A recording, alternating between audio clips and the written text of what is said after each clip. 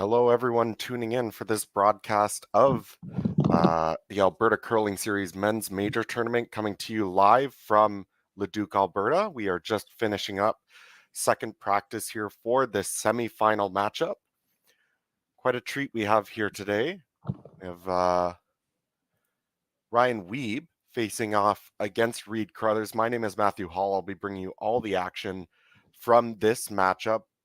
Both games are streamed on the Curling Zone YouTube page, thanks to Curling Stadium. You can find links on their YouTube site to the other matchup, as well as links on curlingzone.com. Quickly going through the lineups here. Throwing the yellow stones, we have Team Reid Carruthers. He's backed up by lead Connor Negevin, second Derek Samagalski, and the third is Jason Gunlingson. This Carruthers team, a bit of a mashup between two former teams. Connor and Jason, the lead and third, played together for a couple seasons, and Derek, a longtime teammate of Reid Carruthers. When they played with Mike McEwen for the last two quadrennials, they decided to go their separate ways, but Derek and Reid stayed together and brought on very experienced players in Jason and Connor.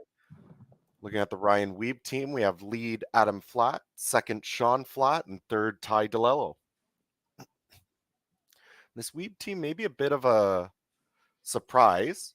Definitely a bit of an unknown team when looking at the four players that are left, but I've been quite impressed by their play. I've been able to watch a number of their games on Curling Stadium throughout the week, and they've beaten some very good teams. They have wins against Corey Dropkin, Jacques Gauthier.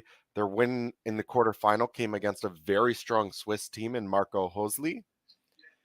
And so they're on a bit of a roll. And looking at how Carruthers came into this matchup, they had a bit less of a successful triple knockout bracket. They did have two losses against Jacques Gauthier and Aaron Sluchinski, but were able to rattle off a number of wins to get themselves through the Seaside qualifiers and finished off with a very strong win against Riku Yanagisawa out of Japan in the quarterfinals. So they come into this semifinal. This will be Carruthers' ninth game played this weekend. It will be Team Wiebe's seventh.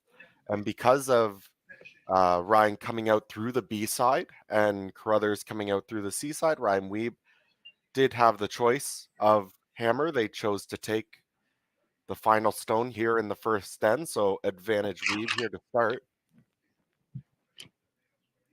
So we see here the lead for Reid Carruthers, Connor Negevin.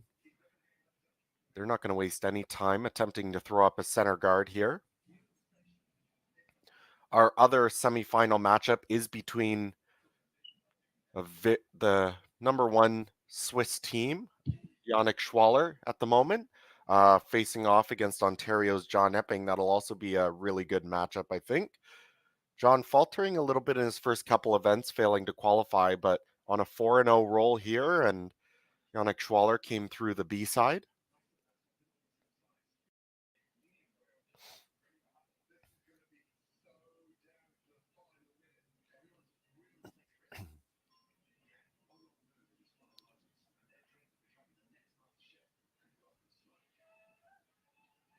And after that tight center guard is made, Ryan Wiebe decides to draw to the wing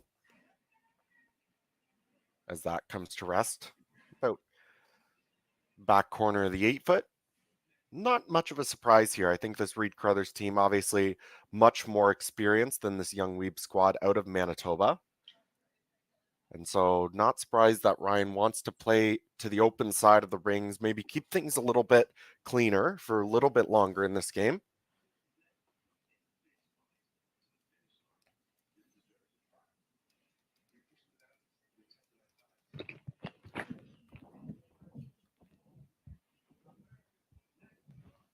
Connor Negevin just getting enough of that stone to remove it from play. I took a quick look at the betting lines on this matchup, close to see what the professional opinion was on this match. And most lines had Reid Carruthers about a 65% favorite coming into this game. Maybe a bit a bit surprising at first glance looking at them. You'd probably expect them to be bigger favorites in coming into this game against Ryan Wiebe, but Ryan off to a much better start coming through the B side, and because of that, it was known that they would have the hammer to start this matchup, so that's definitely pushing things more towards the Wiebe side. This one very heavy though, slipping through the rings.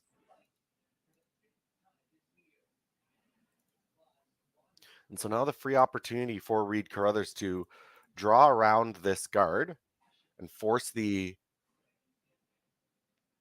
issue against Ryan Wiebe, and he'll have to decide whether he wants to continue playing or try to keep things open. The second for Reid Carruthers is Derek Samagalski, longtime teammate of Reid's for a number of years, going back to even their junior days.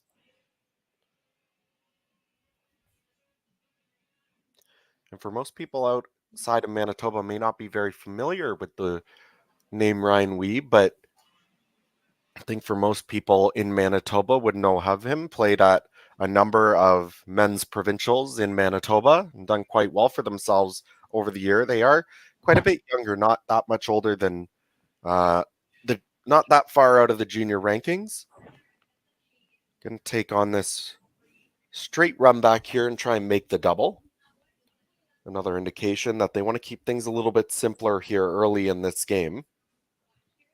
Even if you make this, though, you're going to probably leave a guard somewhere, although this one tracking out a little bit wide removes the guard and rolls out of the way.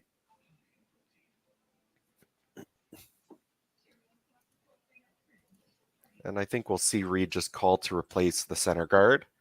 It looks like he will.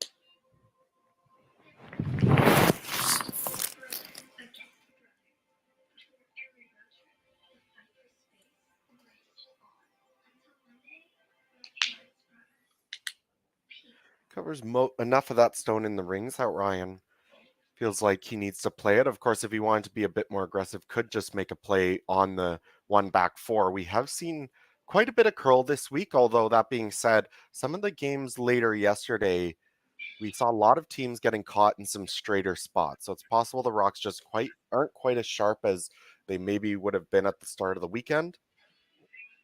This run back's looking very close, makes contact with one, in contact with the second one, but isn't able to remove it. So leaves the red guard there. Not a complete miss, though, for the Ryan Wiebe team. If Reid ever does decide to play around that red guard, they would be running back their own color. For the moment, though, I think that would come maybe on Jason's second or Reid's first rock. For the moment, they look to be content with just continuing to guard this shot rock.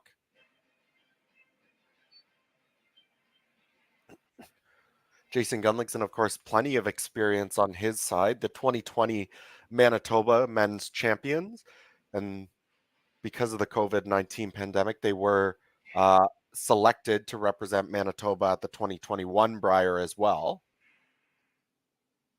Maybe not quite getting the success they would have liked at those Briers, finishing in 2020 with a 5-6 record and then a 6-6 record in 2021. To make some waves here with this new team. Manitoba is going to be quite the battle, I think, this year. We, of course, have this team here. Mike McEwen has vacated a spot as he moves to Ontario, but that spot gets filled right away by Matt Dunstone's new team, who will be very solid. As Jason makes this guard pretty good. It'll be interesting to see how long Ryan decides to play these runbacks. I think we'll see at least one more, or possibly the double peel here. It's like he is looking at the double peel. Problem with this is, of course, because the red is slightly higher, you have to hit this one first. Now, this isn't a difficult double peel, but you're always hitting the rock that isn't really as much of an issue to you first. If you ever hit it a little thick, you might miss. Now this looks to be a little wide, gets one, and pretty good. Actually, just misses that red stone. I believe he hit the yellow first, but close enough that he's able to wiggle through and move that red stone out of the way. It is in the path of that out-turn draw to the button, so it's something that Ryan might have to contend with, but for the moment gets it far enough out of the way that he's probably not worried about it. If he ever has to draw down to that yellow stone with the in-turn, I'm sure that's something he's confident in.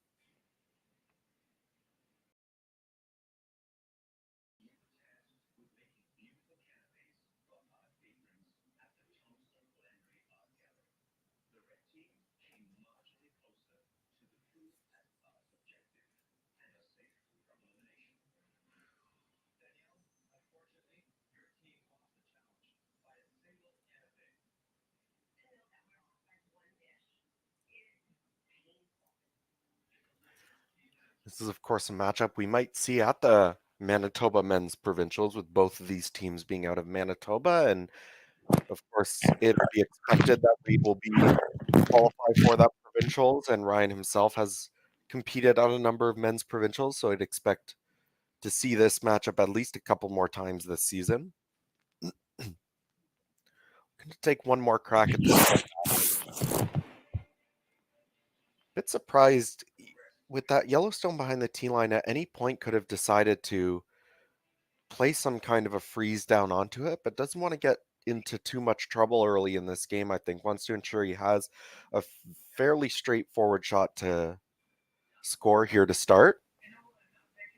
Reid now, of course, going to try to basically guarantee his force here by drawing around this red guard, and if he makes it very good, you'll likely see Ryan attempt some kind of run back or freeze, depending on where Reid ends up. Doesn't really do him much to hit the shot stone at the back of the button. If you're going to get forced, you might as well try hard for your two, or possibly a blank by removing a number of rocks.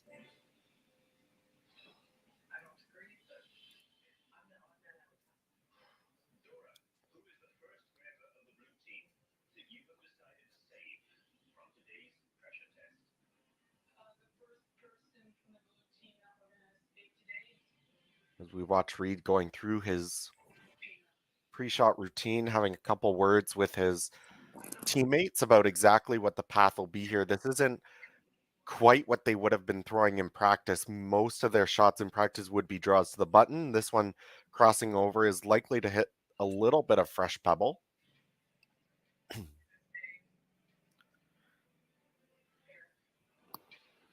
So we watch the sheet rock go down from behind. We have Connor Negavan on the left, Derek Samagalski on the right.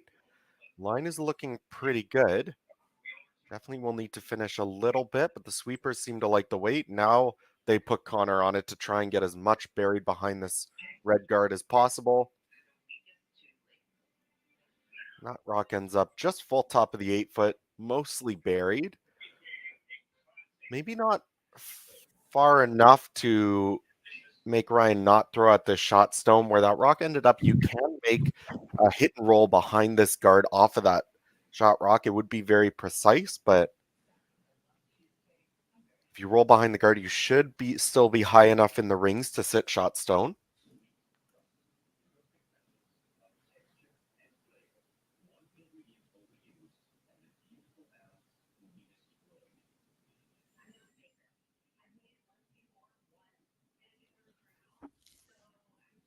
First stone of this first end now coming by Ryan Wiebe, attempting the in-turn hit and roll. Flat Brothers on the broom. Definitely need to make this curl early, though. Maybe getting out a little bit wide. Would like to at least stick around for shot and make Reid play it. And they will just get that one turn too far. You may see Reid play this rock regardless. There's not really a good place to draw. You could try and sink around that yellow stone again, but you'd be risking the opportunity of leaving maybe a run back double for a multiple points. So I couldn't tell exactly what the call is with this room. It probably could be either. Likely just hitting this redstone, and there's the indication by Jason Gunlickson. They are going to attempt to remove this rock, stick right there, and force Ryan Wiebe to draw the 8-foot for a single point.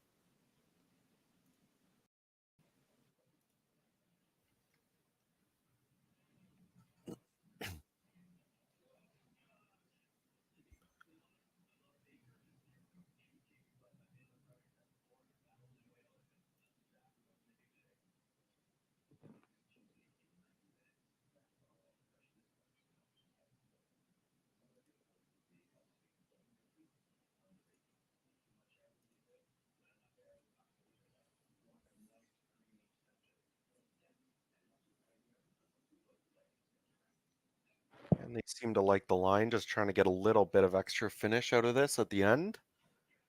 It will come up to the nose, make contact, remove that red stone.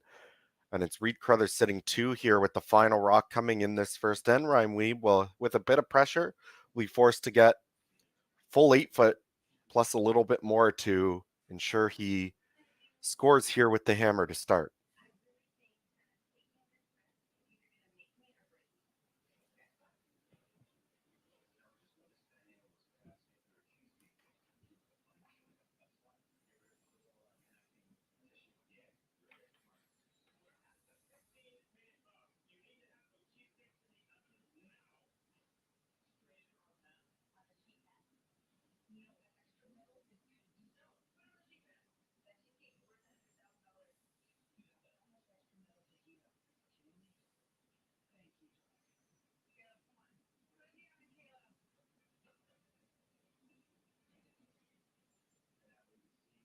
Sweepers are staying off this one, watching it as it comes into the rings.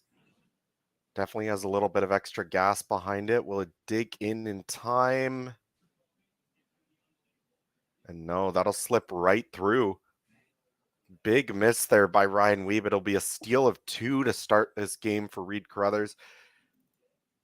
He will take a 2-point lead, 2-0. We will take a quick commercial break and we'll come back to you at the start of the second end.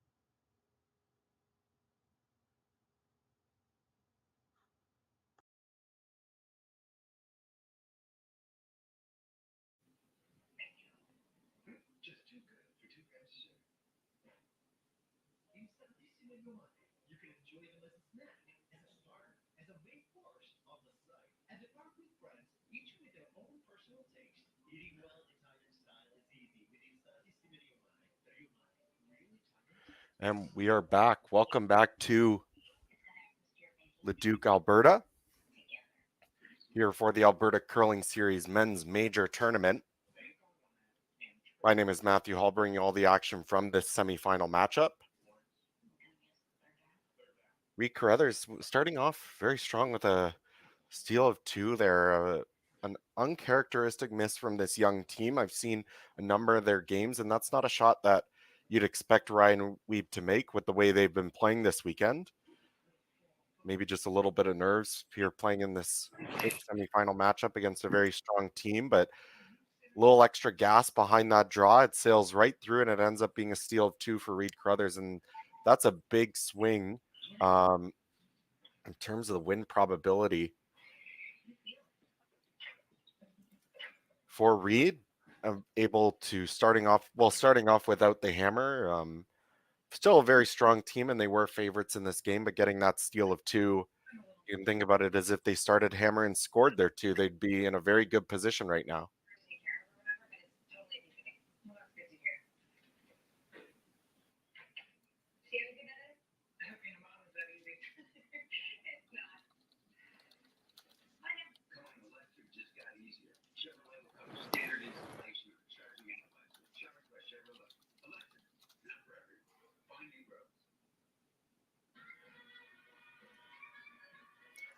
We see a pretty good hit and roll there by the Wiebe team. Maybe would have liked to go a little bit farther to get pretty close to the center, but for the time being, it forces Reid to play it, and that keeps play away from that center guard. And even if Reid does roll behind the center here, he'll likely be behind the T line. You may get the opportunity to freeze something on nicely there, or even play around that corner guard later.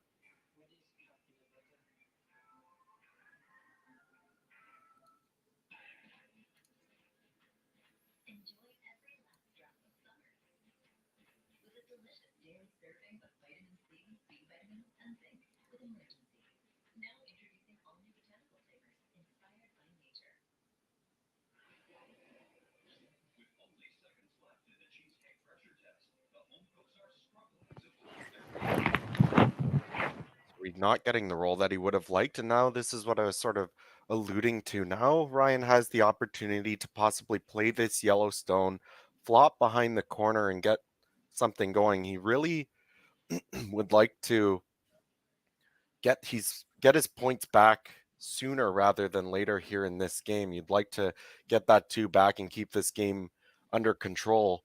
If you only get 1, being down 1 without, it doesn't really feel like a big difference looking at the scoreboard, but it is huge, especially at this level. It's not a position you ever want to find yourself in. That's where you sort of don't have control of the game. Now this one looks pretty good. Does remove the stone. Does a tiny little bit of a flop, but not much. This should be mostly accessible here for the Carruthers team once again.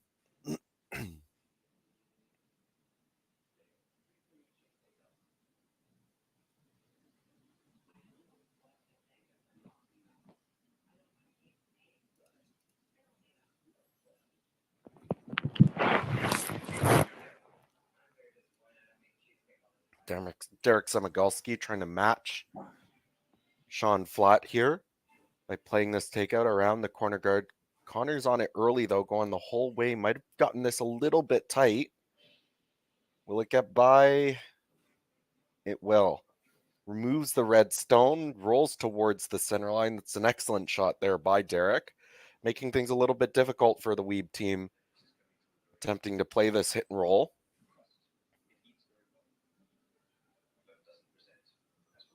Of course, this is a position where you could theoretically ignore that Yellowstone if you wanted to. I don't think we would see Ryan's team do it since it is still a little bit early in the game. You could just draw around that corner guard and try and set something up, but I think you'd only take on that risk if it was a little bit later in the game and you sort of had to press the issue a bit. For right now, they're still going to attempt this hit and roll.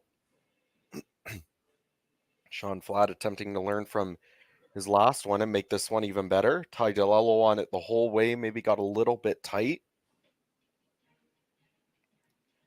Makes contact and rolls. An excellent shot there by Ryan Wiebe, by Sean Flatt, excuse me. Looks like he was able to roll right underneath that guard. Not sure how much is accessible for the Carruthers team. He's taking a look at it, so it might be slightly visible, but it might be easier to play the run back.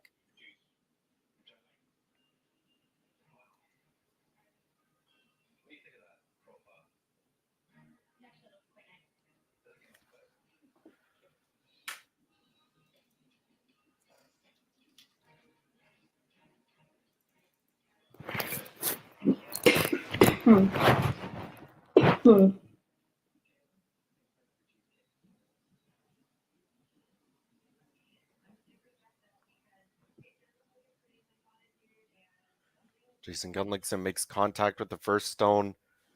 Doesn't remove the second red rock from play. One good thing is he does roll onto the center line, jams it on the other stone, moves the yellow rock to a corner guard. We'll likely see Ryan Wiebe attempt to utilize that new corner guard now for them. If he makes a good draw around here, Reid will be forced to decide to just hit the open one, and unless he can make a really good roll, would likely concede the 2 points in that case, or attempt the run back, which is probably the better option if he wants to go for the force, but of course would take on quite a bit more risk as well. See Ty DeLello's first shot here in the second end, attempting this out turn come around on the corner guard. Sweepers seem to like the wait early. They're staying close.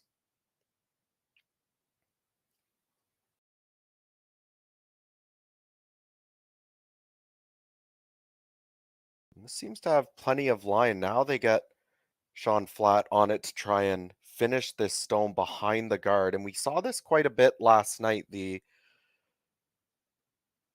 Rocks do not seem to be getting quite as much finish as we would have seen earlier in the weekend. Of course, the Wiebe team would know that. They played last night as well, but just a number of teams getting caught, not really ending up all that close with those come arounds and those freezes.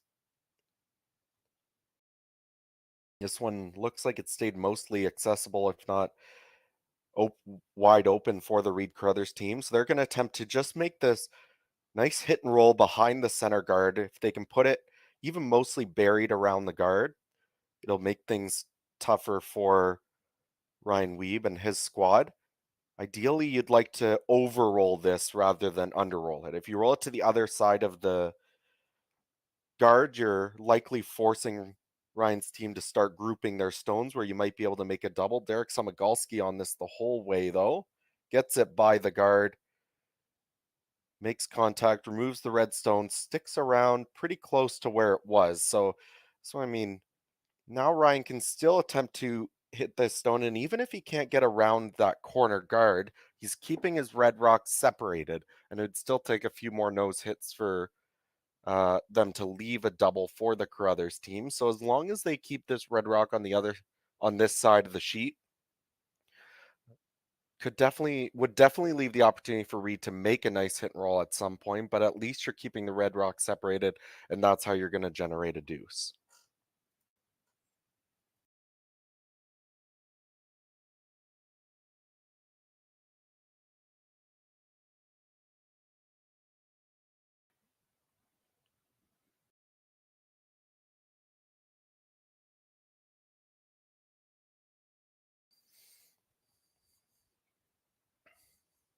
Reid taking a long look at that double. It looks pretty flat. I think if it was Jason throwing it, he might be able to take it on, but not sure Reid has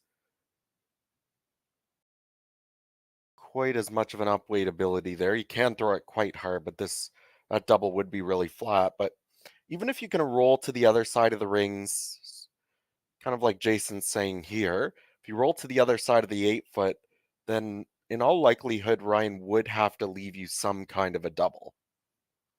So I think the call here is to roll either pretty much anywhere from right behind the guard to all the way over to the other side of the 8-foot. Definitely need to stick around for shot.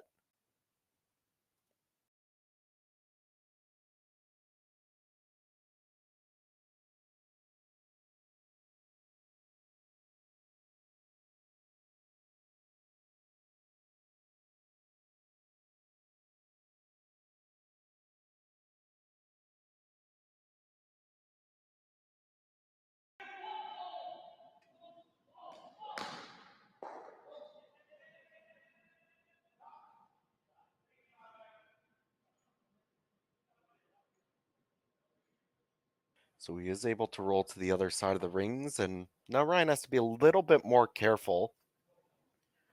If that yellow rock rolls another stone or so, then it would be very difficult for Ryan to not leave a double, as is. At the moment, if he rolls at least 2 feet over to the left-hand side, it's going to be a very difficult attempt at a double takeout for Reid.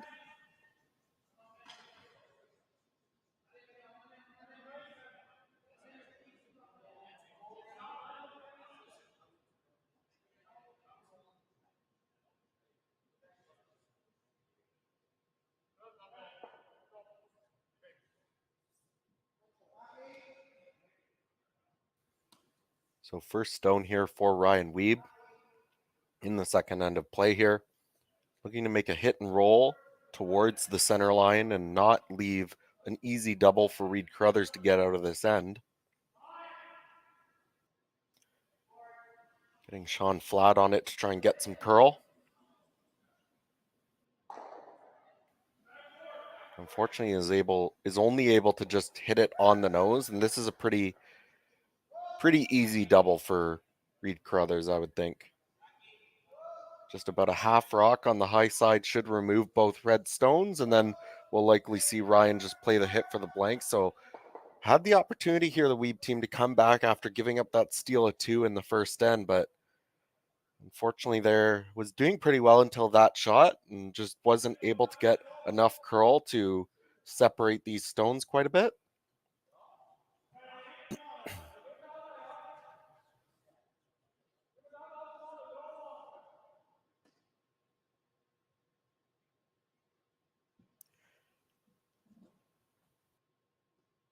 This is a shot that you'd expect Reid to make quite often. It's not usual that they'll miss these really close half rock doubles. It's pretty natural.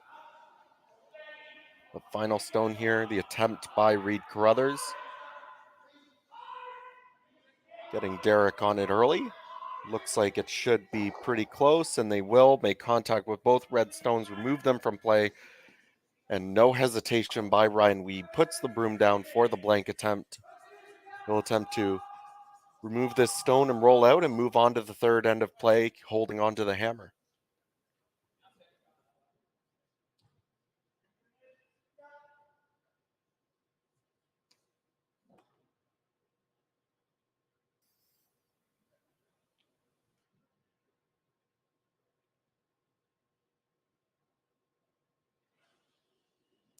Final stone here in the second end, looking for the blank attempt is Ryan Wiebe. Have Adam flat on it, trying to hold it straight. He'll make contact, roll out of the rings. It will be a blank. Reid Carruthers holds on to his 2-point lead. Score after 2 ends of play is 2-0. We'll take a quick commercial break, and I'll be back with you in a few moments for the start of the third.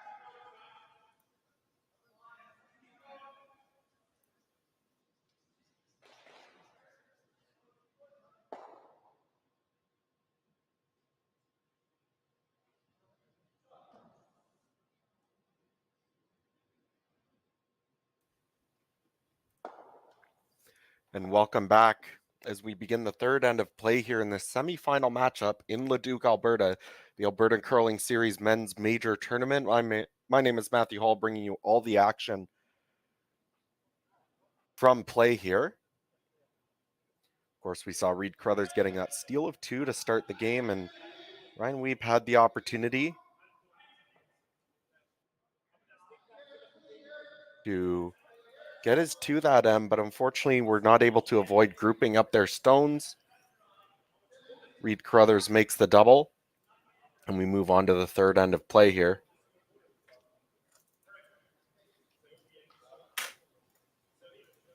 Both of these teams, it is their first event of the season, and we did see a lot of upsets throughout the triple knockout portion of the event. Of course, most teams switching things up with the start of a new Olympic quadrennial, so plenty of them just needing to shake off the rust a little bit, get used to each other's throws, how they like to play the game, but teams seem to be figuring it out as we've moved into the playoffs.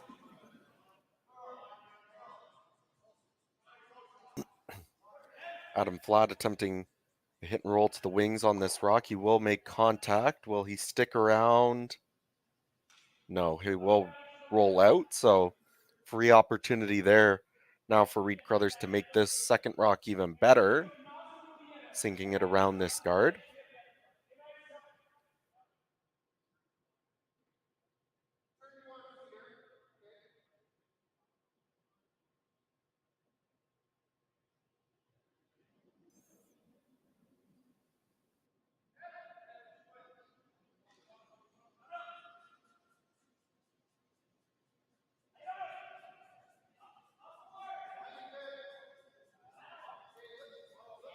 Just taking a quick look over at the second end of play in the other semifinal. It is John Epping who took 2 in the second end, so he leads 2-0 over Yannick Schwaller in the third end of play. Both of those teams also looking to book their ticket to the final here. Derek Somogolski making a great draw around this guard, and I'm still a little bit surprised that Ryan is taking on this run back.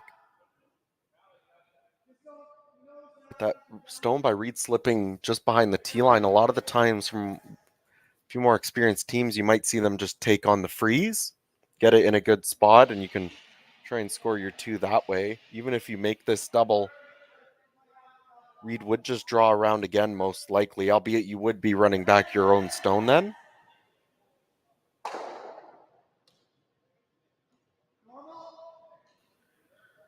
He doesn't make the double. He rolls too far away, and that's just a bit of an inexperienced miss there, I would think.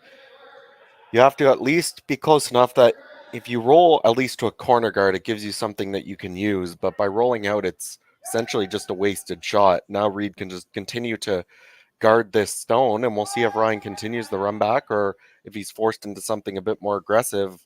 Talked about giving up that 2 in the first half was really big for Reid Carruthers against Ryan Wiebe. And you can't wait too long to get yourself back into this game. I know there's still 6 ends of play here, including this one, but an 8-end game can go by really quickly, and if you're not careful, you'll find yourself in a position that you don't want to be in.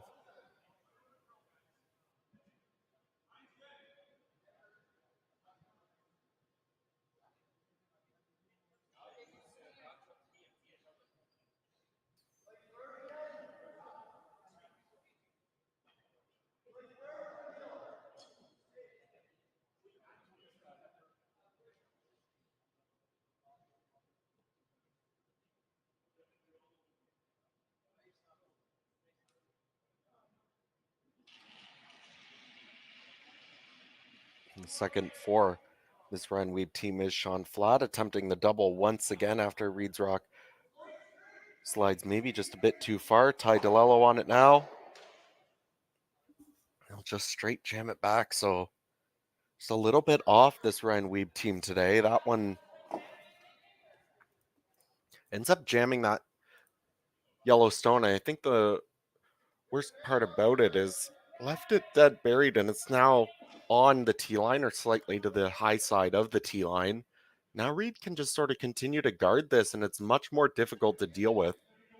Of course, if Reid ever just kept continuing throwing guards before, eventually you'd be able to throw a freeze down onto it.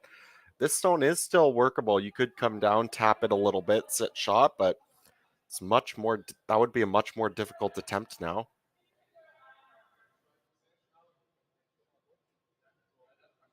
So Jason Gunlickson being asked to throw about a halfway or high guard on this red stone.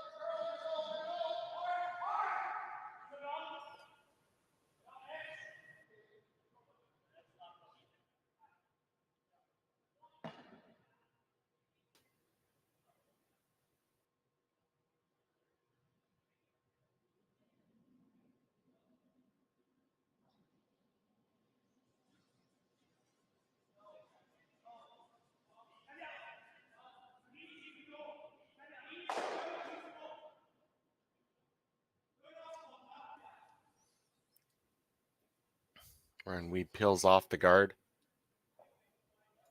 Likely there's not much thinking here if you're Reid Carruthers. Will just continue to throw this guard, I think, for as long as he can.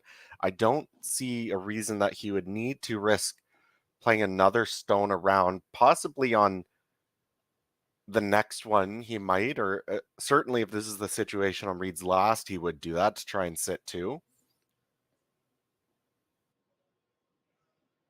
It'll be interesting to see here if Ryan tries to attempt to make any play on that shot stone. It would be very difficult, but in all likelihood, I think we'll try to see them play the double peel one more time. There is a draw to the button available for their point, albeit very tough. Would need to grab basically the pinhole.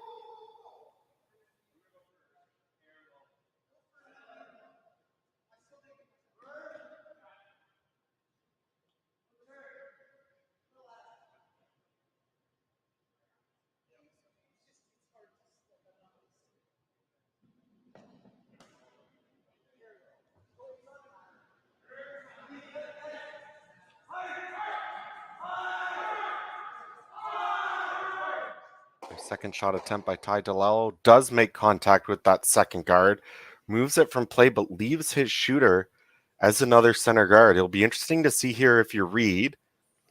Could just straight guard the shot stone. I think he's trying to figure out if he can get a bit more, and I think there is. If he ever just comes into the top of the 8-foot, you'd like to maybe leave it a piece open on the left-hand side as we look at the overhead, sort of what we call a Christmas tree formation, where you can't see all of any of the rocks, just a little bit of each behind the guard. I think best spot here is full top 8-foot. If you can sort of just bite the center line, then Ryan wouldn't have full access to any of the stones. Of course, if you end up a little bit light as a tight guard, as Reid is saying, that would be okay.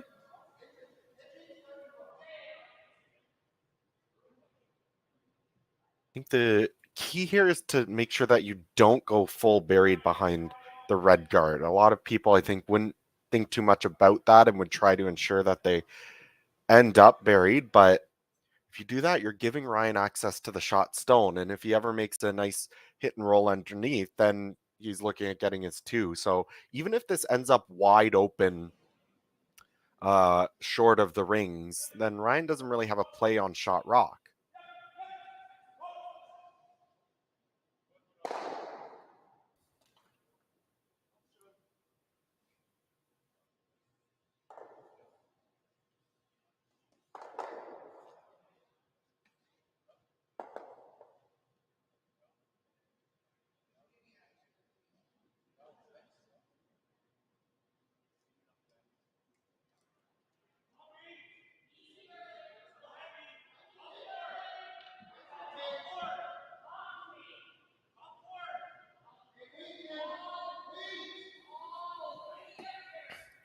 Sweepers seem to be staying very close. They don't mind the weight, I don't think, but this definitely needs to get a little bit of curl for them. Now they've switched to try and just make sure that they freeze this yellow stone, and they do. I think if they were going to freeze it, they would have liked to get up to the nose. The angle that they left here, does that leave Ryan Wiebe the opportunity to hit and roll behind the center guard and make the double?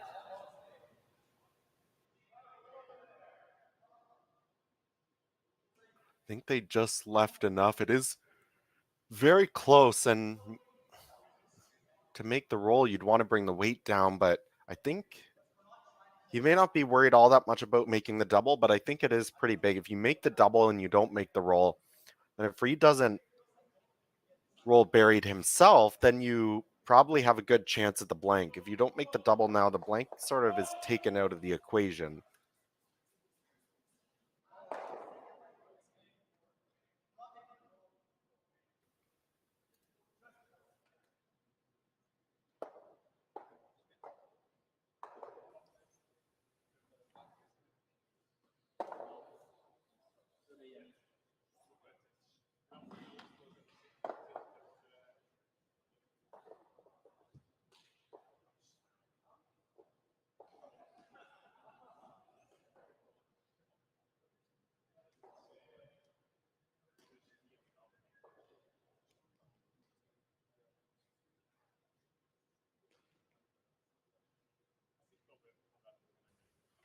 With this broom, I think they are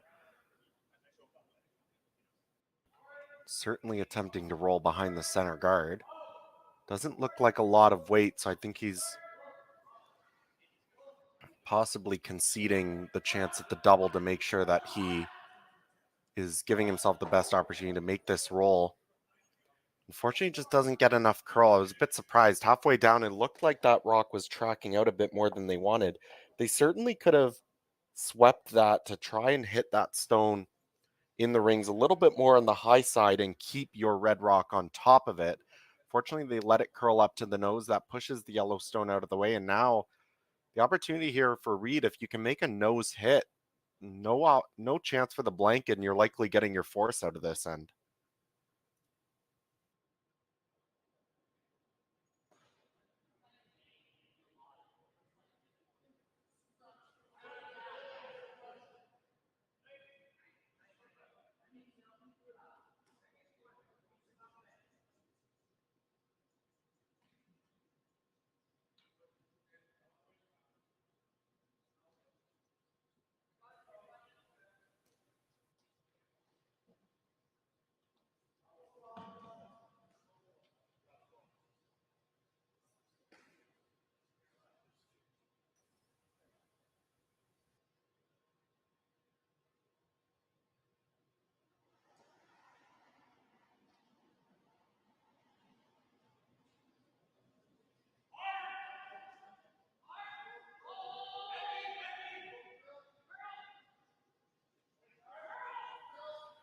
And the attempt here by Reid's second stone to remove this red rock from play. Looks like it's tracking a little bit out. Wanted to get Derek to get a little bit of curl there. Where he rolled to, I think there is the opportunity now for a blank. You'd likely have to hit it on the center line side and remove the yellows over the top. I think if you throw it hard enough, you can definitely get your shooter rolling all the way across the rings and out for the blank. Definitely going to attempt it. I already talked earlier about how big of a difference it is being down one without, not a situation you want to be in. So if you have the opportunity for a blank here, I think it's worth trying.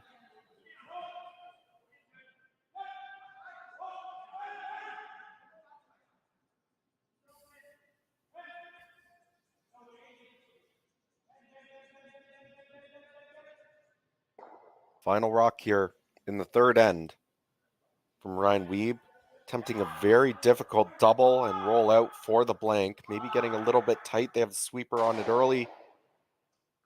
Hits it close to the nose, does well enough to get his single point, but mission accomplished if you're Reid Carruthers. Forces Ryan Wiebe to a single point here in the third end. Reid will take a 2-1 lead with the hammer. We'll take a quick commercial break. I'll see you back in a couple minutes for the start of the fourth.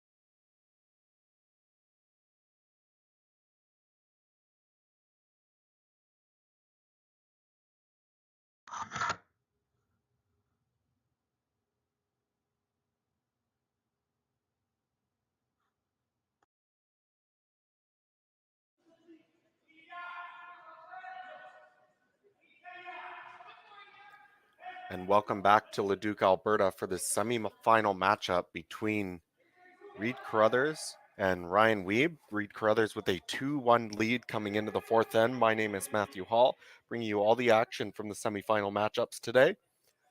Over at the other semi-final, we have Yannick Schwaller playing off against John Epping. Epping currently holds a 2-0 lead in the fourth end after a blank in the first and third, and Epping scoring his deuce. Yannick Schwaller looks like he's setting something up that end, so he might be able to get his two.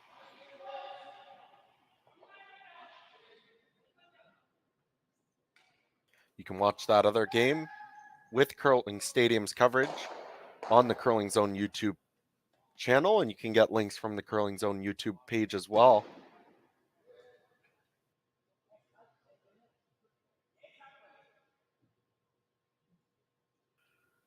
And now, backs against the wall a little bit for Ryan Wiebe, getting forced, being down one without. Now all the control of this game is on Reid Carruthers' side.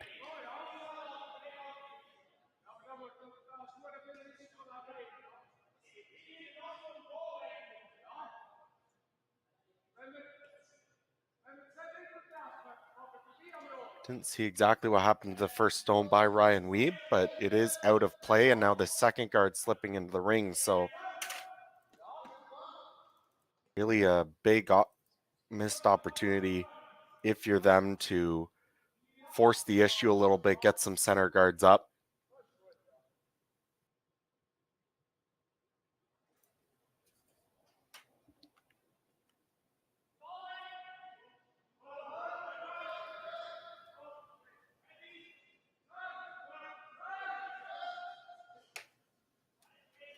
Talked about the odds in the first end to open this match. Reid was about a 67% favorite against Ryan Wiebe starting without the hammer, but of course with really a couple big missed opportunities by Ryan Wiebe and now slipping into the rings.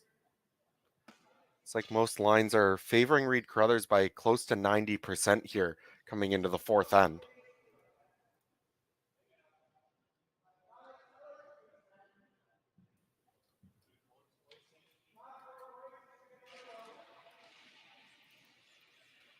Again, rolling out there by Reid Carruthers. So we'll likely see a fairly wide open end here between these two teams. Ryan Wiebe deciding just to play the hit, although this one curling quite a bit, and it is a flashed rock.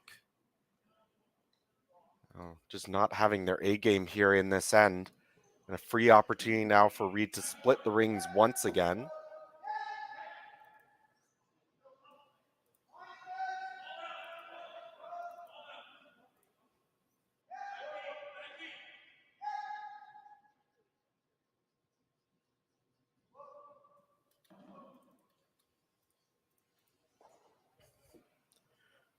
maybe just not quite over the shock of those previous couple ends. Ryan Wiebe has certainly had opportunities, just needed to hit 8-foot in the first end to score a single point, sailed the draw through the rings. Second end, had the opportunity to separate his stones with a good hit and roll. He ends up nosing it and leaving an easy double for Reid Carruthers. Third end, the opportunity for a blank. He ends up nosing it and getting forced. And now with both of those guards slipping into the rings and a flashed rock, it's all Reid Carruthers here. Leaves this one a little bit higher. So the opportunity here is here for the double for Ryan Wiebe. Usually with these long ones, you don't necessarily want to take on the double immediately, especially with so many rocks still left to play in this end. Make sure you get enough of this rock that you're not going to roll out underneath that other yellow stone. And if you end up just rolling over towards it, then you're grouping up some rocks and you'll probably have an easier chance at a double later. If you try too hard for the double here, you miss it. Reid's just going to make this stone even better.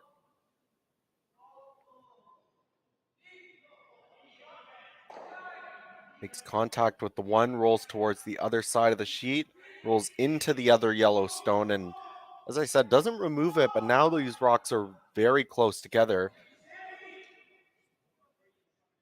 Reid would need to attempt a fairly tricky long roll across the rings to get some good separation between these stones and not leave a double back.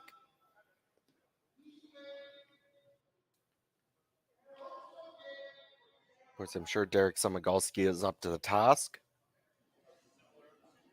Second stone coming from him this end, looking for the outturn hit and roll across the rings. The longer you roll this, the better it would seem. As long as you don't roll out. Getting Jason Gunlickson on the sweep to try and get a little bit of extra curl and a far roll. Makes contact with the one, but pretty close to the nose. There is a fairly easy double here for Ryan Wiebe. You would likely lose your shooter, but with no guards up, probably not too worried about that. Ryan Wiebe likely just imagining that this end is a wash. If he can make this double, he'll play for the blank and try again next end.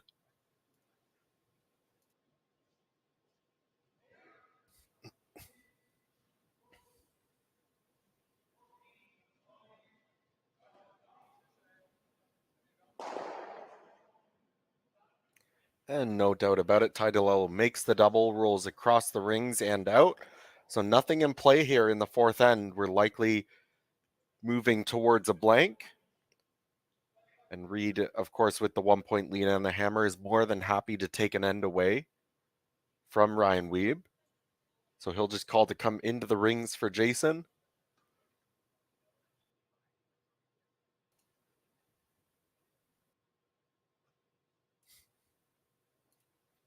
And I do have access to, there is a live chat room on this game on YouTube. If anyone has any questions that they like me to talk about or like me to answer, they are welcome to put them in there as we move towards a fairly open end here.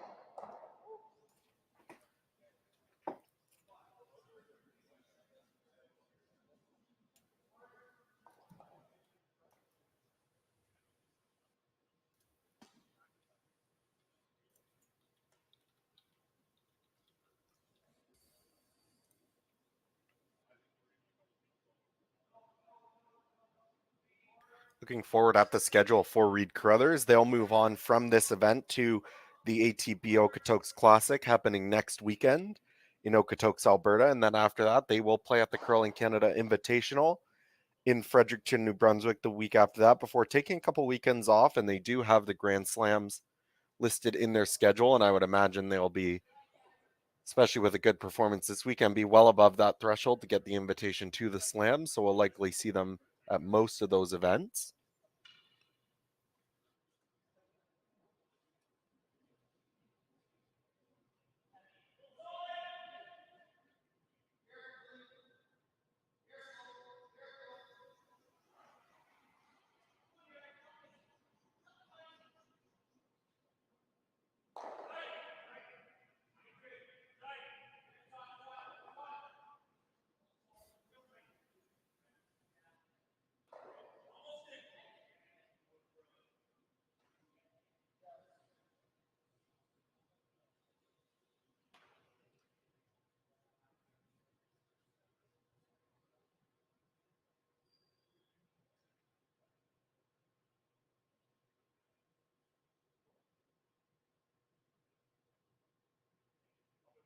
We continue to see a bit of an open end here. Ryan Wiebe looking to make this draw to the button, and these are sort of big opportunities. You sometimes tend to lose a little bit of focus in these ends. Of course, there's nothing necessarily all that interesting happening. It's just wide open hits and we're moving towards a blank. But this is a really good opportunity for Ryan Wiebe to get his draw weight underneath him. Of course, we saw him throw that one through in the first end. And as I think about it, I don't know if he's thrown a draw since then. So opportunity here, make a good one, know exactly what that feel is. So if you ever have to make one later, you know what that draw weight feels like underfoot. He makes a good one there into the top of the 8-foot. Definitely one the sweepers could have gotten to the button, but they're not necessarily all that worried about it.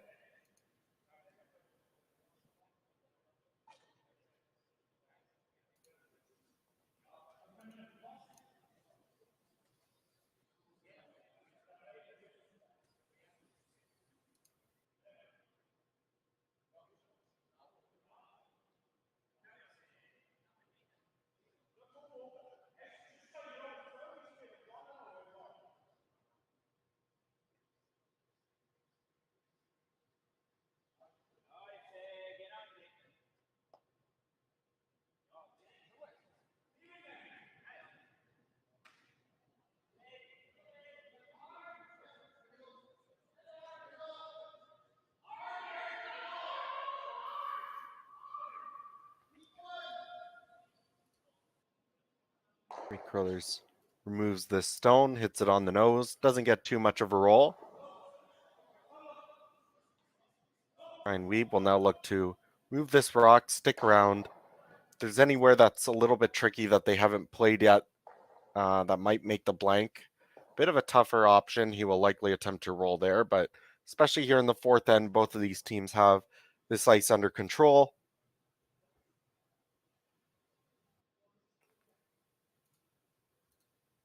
Of course, not only today we will crown a champion for this event.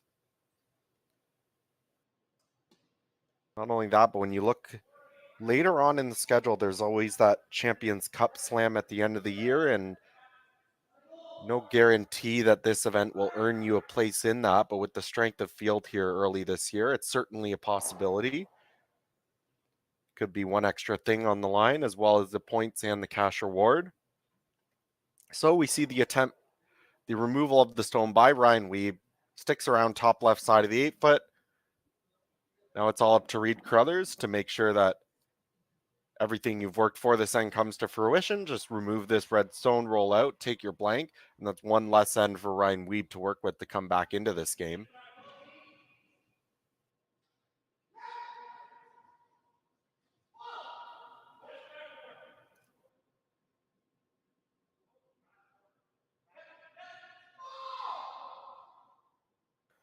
Yeah, Megan, I see in the chat, Tyler Tardy can chug a bottle of water in under 3 seconds. I've seen it myself. I'm not really sure how that came about or how that was something that he just woke up and decided to learn how to do one day, but it is certainly something he can do. Final rock here in the fourth end from Reid Carruthers, looking to make this blank attempt.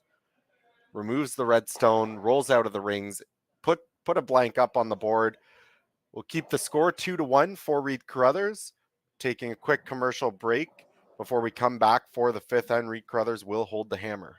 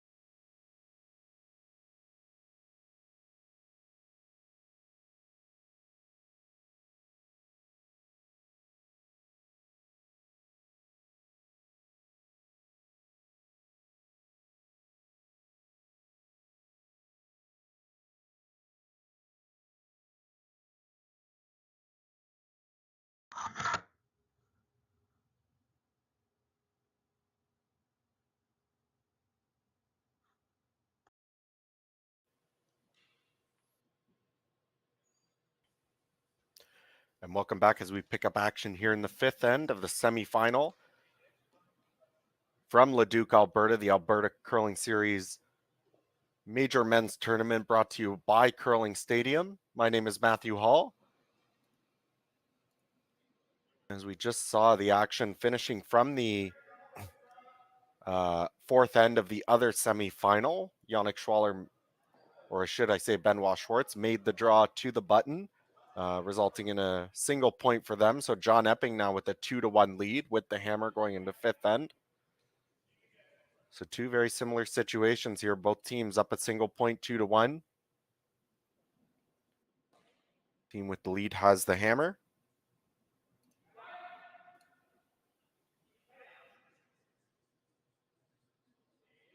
Definitely going to have to force the issue now if you're Ryan Wiebe moving into the back half of this game. You can't really afford too many of those free blank ends for Reid Carruthers. And you see they do get the center guard up here to start. Reid Carruthers wasting no time, asking for a corner guard to go up on the other side, it looks like.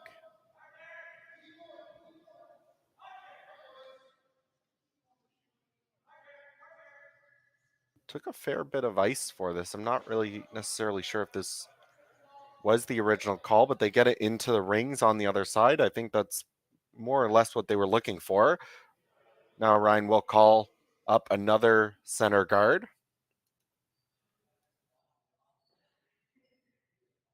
This is kind of what you have to do. You're going to have to start taking on some risk if you're Ryan Wiebe. Now, in general, when you think about this situation being up one without between some of the top men's teams in the world, it's about 90% advantage towards the team that has the hammer up one with only 4 ends to play. And of course, Ryan's team a little bit less experienced than Reid, so you'd likely imagine that slipping even a bit more towards Reid's favor.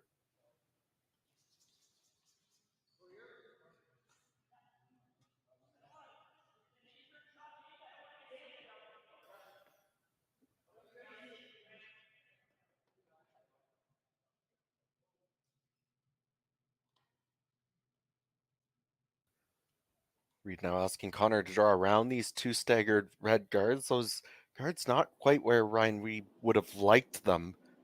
They're very close together. It should be a very simple double peel for Reid's team at some point. So he's just going to ignore them for the moment because you can't peel with the five rock guard rule.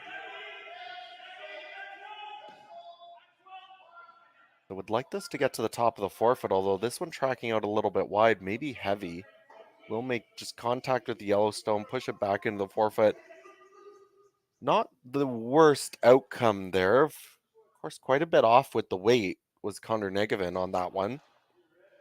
But pushes it to a stone that Ryan Wiebe can't easily access to utilize that Yellowstone behind the T-line. Of course, if you're Ryan, anything behind the T-line is pretty much helping you. They're jam possibilities and stuff you might be able to freeze to later. But for the moment, with these red guards up the way there is, can't really access them. So going to try and get a rock in a very good spot here. You know that Reid's going to walk up and likely make the double peel on his next one. So you need to make sure that this stone gets to a good spot, because you'll likely have to just continue to guard it for a little while after this.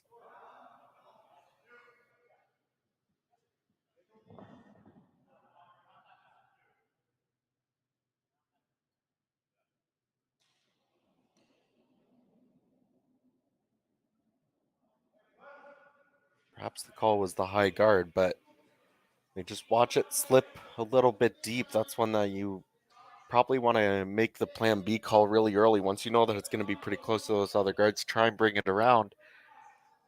As is with how close these rocks are, there's certainly an easy double peel, possibly even a triple if you can hit it in the right spot. Hit that top redstone over across the face of that middle stone.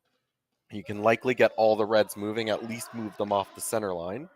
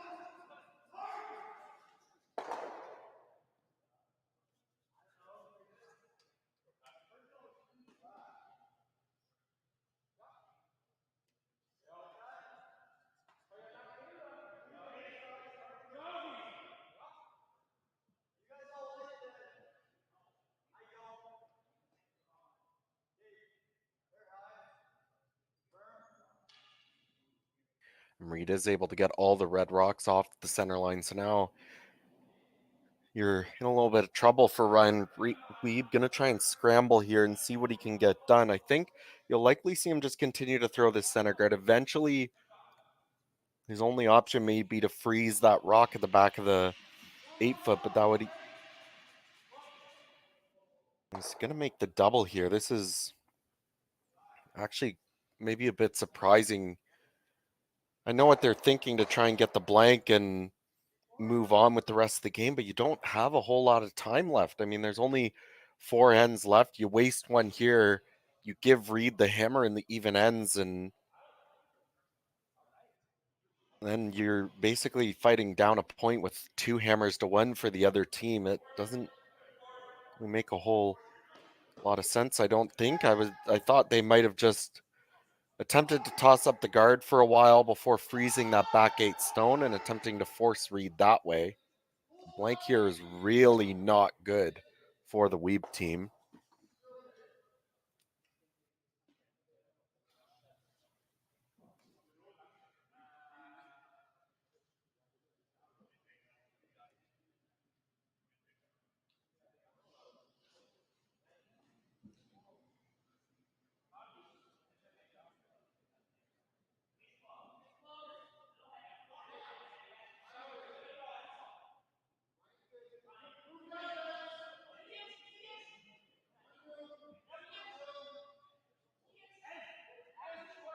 In general, a blank here is about a 5% swing in favor towards Reid Carruthers' side. And when you think about he's already a 90% favorite, you're talking about 95% favorite to win this game there. I'm not entirely sure what the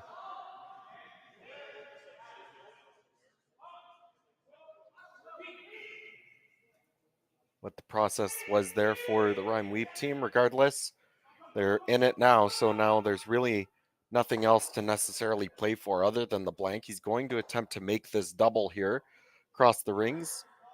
Control the weight so that you're never really rolling out over top of that other yellow stone. Even if you just roll sort of on top of it or roll into it, you're grouping the rocks, you'll have the chance for the double later.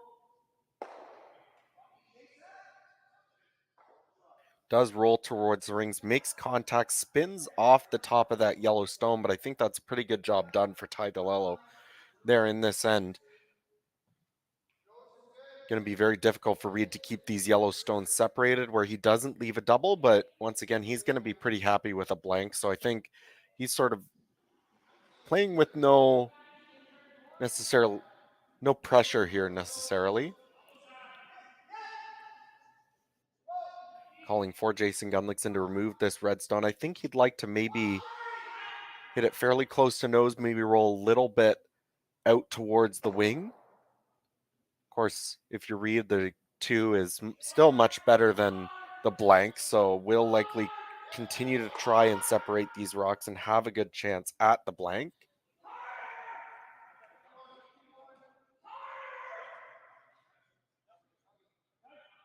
Jason, this one really over curling, maybe just not quite throwing the weight they would have liked at it. Basically flashes, but maybe even worse, touches that red stone and moves it on top of the yellow, leaving it shot. It's a big miss from Jason Gunlickson, and now the opportunity for Ryan Wiebe to put a second stone in there maybe and set shot. They are looking at the guard, which makes sense because there's really nowhere that you can draw to that likely won't leave some kind of a double. The only place, as we look at the overhead, maybe to draw to the left side of the 8-foot to keep the angle with that red yellow at the back of the rings, but that keeps things pretty open and still gives Reid a great opportunity for a steal. I think if you toss up this guard, your hope is that you try to fish Reid into trying to do something with those stones at the back, either freeze them or just move them a little bit. And then if you ever get a miss, you can hopefully set up a couple rocks in there for a steal, although this one is quite heavy by Ty DeLello. Likely will slip. No, it actually ground in at the end, just stopped in time outside of the rings. We will see Reid make a play on that stone just short of the rings. If he can hit it just on the nose, can likely make the double and remove that other red rock from play. Will probably lose your yellow at the back as well, but wants to move everything if he can to make sure that there's no real good places for Ryan to go. Other option I thought about, you could roll in, and then you're sitting probably second and third, but with a couple yellows around, Ryan likely can't ignore everything.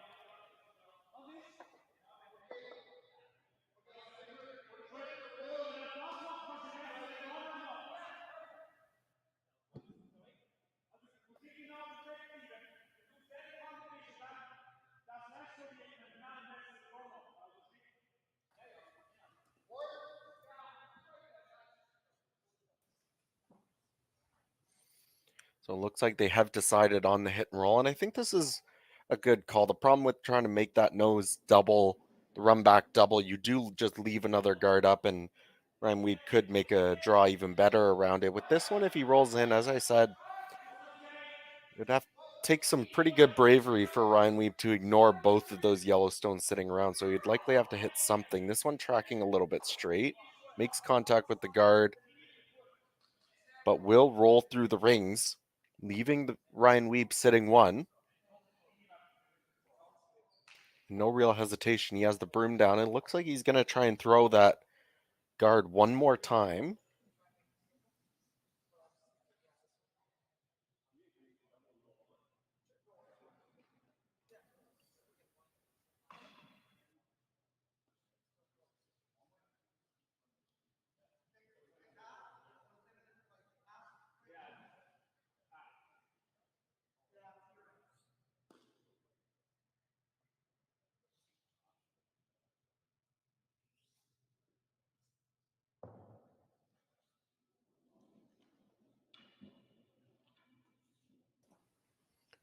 First stone coming in this end by Ryan Wiebe, attempting to guard the situation at the back of the 8-foot.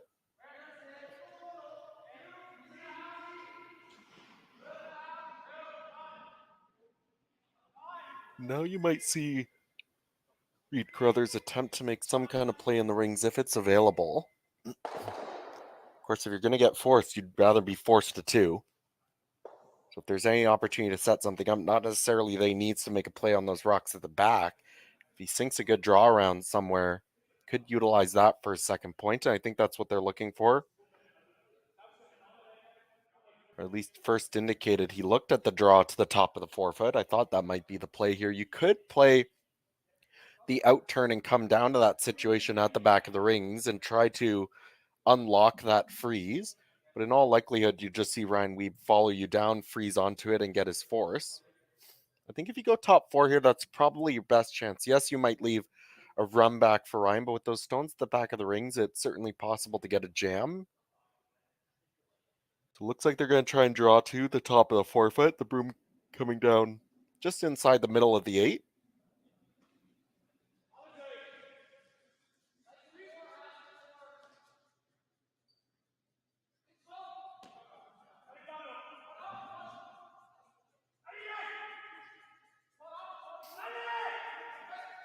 Jason Gunlingson will be on the call for the line. As long as weight's close, I think you'll have enough to work with. Reid wants to try and throw this just to the top of the 8, but give his sweeper something to work with, and you should be able to get a little bit of extra curl out of it at the end if you can get Connor on it.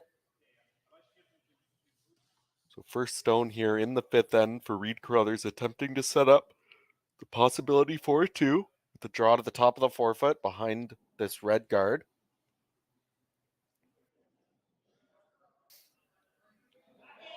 He releases it. Sweepers haven't put their brooms down yet. They might think it's a touch solid. Derek staying really close. It's definitely getting quite a bit of curl. May have to go for line here. Now they're on it to make sure they try and get by this red guard. They will. And the sweepers will just watch it right down to bite the top of the 4-foot. That's an excellent shot there by Reid Carruthers. Great placement. Makes things very tricky for Ryan Wiebe. He looks like he's going to attempt to draw around that stone Reid just threw. One of the good things with this shot is you don't necessarily have to be dead buried. With that situation just in the back of the 8 foot, always the possibility of a jam if Reid decides to make a play on it. So even if you're just a piece buried full back of the 4 foot, Reid would need to be very careful with how he decides to throw his last stone. I believe if a rock ends up jammed directly onto that red stone back of the 8 foot, it's possible it could still end up scoring.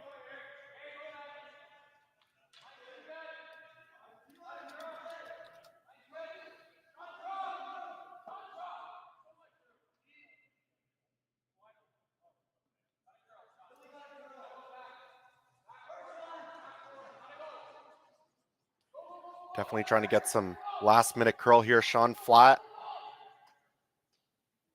with his brother Adam Flatt coming with him, and they do get it at least edge on edge, maybe a little bit buried, but I think at the end of the day, just not quite enough. I think there's enough space there that if Reid can get fairly close to the nose or even just a touch high side, he can push that out of the 4 foot to score his 2 points, excuse me. And if he's able to do that, would take a stranglehold on this game, you would imagine.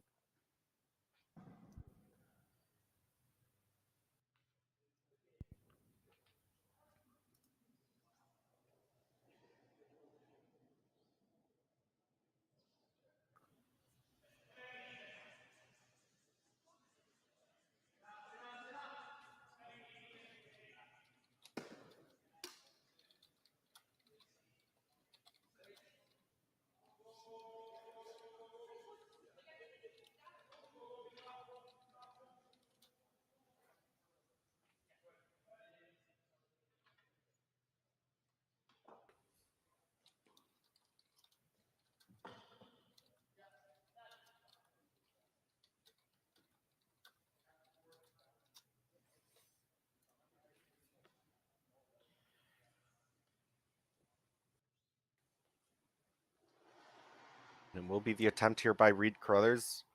Maybe play just a bit of a heavy draw, back 8, back 12 weight to try and come down to that shot stone that Ryan Wiebe just threw. Don't have to move it far. Really the only opportunity to jam it would be onto that red stone, but at that point you're hitting it so thin that you're likely rolling out and you're getting only one at most anyways.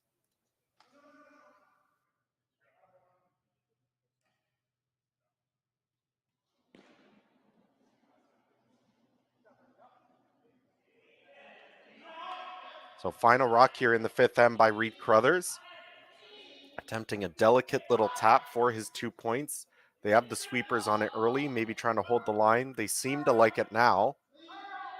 Now they've switched to get Connor on it, get some last finish. They're going back and forth. Means they're probably close. They'll watch it in at the end. He'll make contact with the red stone, push it out of the 4 foot, score his 2 points. Reid Carruthers will take a hold on this game, a 4-1 lead after 5 ends. We'll move forward to the 6th with a quick commercial break, and I'll see you as they get started.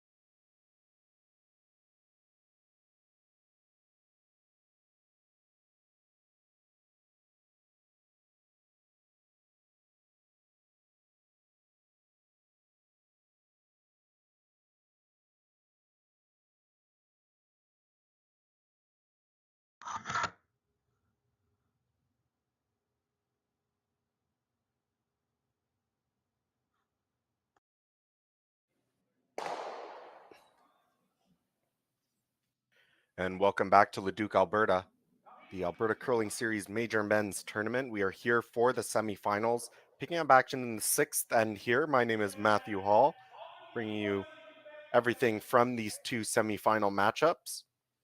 Quick update on the other sheet. Epping got his single point in the fifth end, so he holds a 3-1 lead over Yannick Schwaller in the, what I believe is the seventh end of play for them. Or in the sixth end, my apologies. Here in our game, there's really no other options. You're running out of time if you're Ryan Wiebe. You're going to have to start forcing the issue and take some risks. And because of that, Reid just throwing two rocks into the rings. I don't think Ryan can afford to play a hit on them this early in the end. So he will toss up the second corner guard. We'll likely see Reid guard the situation in the center, maybe sink another one around. And then it'll be up to Ryan. He's going to have to take on some tricky shots, try and force some good angles for himself where he's able to at least come out of this end with a deuce. Most paths to victory for Ryan have to include at least 2 points here. Get himself within one, force Reid in the seventh, maybe get a 2 and 8 to tie it up, and then you talk about stealing the extra, but that's no gimme.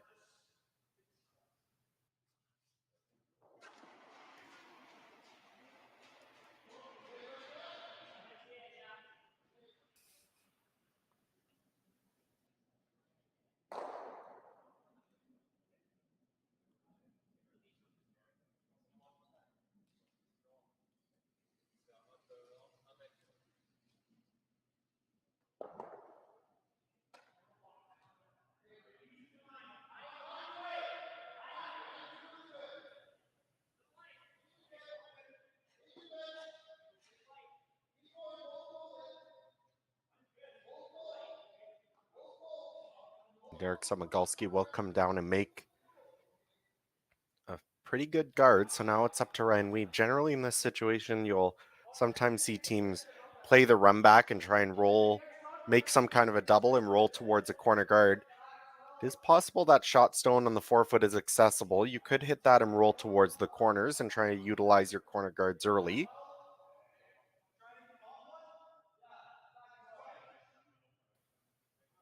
Of course, that one on the button isn't necessarily the rock that you're most worried about. Probably the one top 12 is the one that's keeping you from accessing most of that forefoot. So I think he's going to try and play a little bit of a lightweight hit off, come around the guard, touch off that rock in the top of the 12-foot, move it out into the open, and then your shooter starts rolling towards those corner guards.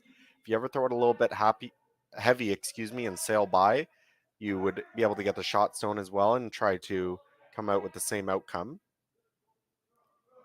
Sweepers are staying very close now. Ty DeLello on it to get a little bit of extra movement at the end. Makes contact with that Yellowstone at the top of the 12-foot, rolling towards the side of the sheet, and that is an excellent shot there by Sean Flatt. Rolling behind the corner guard. Those corner guards with plenty of separation too, so there's no real easy double peel here for Reid. Likely we'll just make the single peel, continue to move on, and Ryan still has some work to do, but that's a great start on the path to scoring multiple points this end.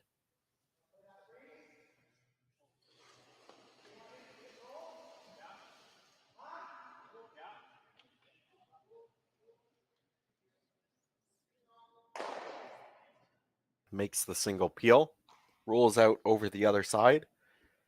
There you go. That's your second point there over on the side of the sheet now if you're Ryan Wiebe. So what can you do here? Could certainly play a hit on one of these Yellowstones. I would personally think it's maybe a little bit early. You don't necessarily have to remove them from play yet. You'll get some chances with that later in the end.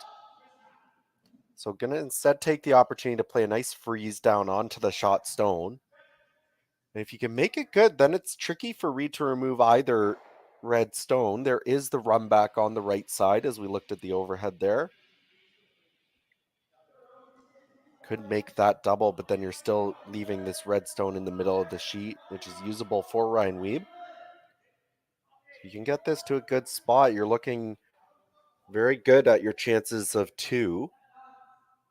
Of course, anything more than 2 will require some sort of help from the Reid Carruthers team. some misses. This one once again, just not quite getting the curl they were looking for. Ends up in a okay spot, but I think there is space where you can get to the nose or even slightly to the inside of that red stone and remove it out through that hole.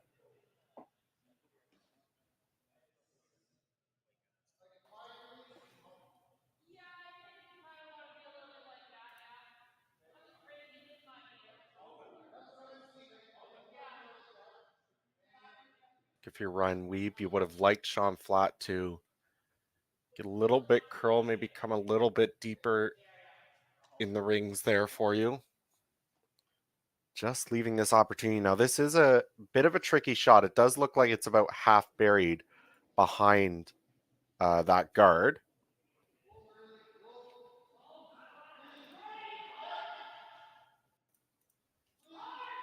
Jason Gunlickson going to try to utilize a nice lightweight hit. As long as he gets by the center guard, he should be pretty close.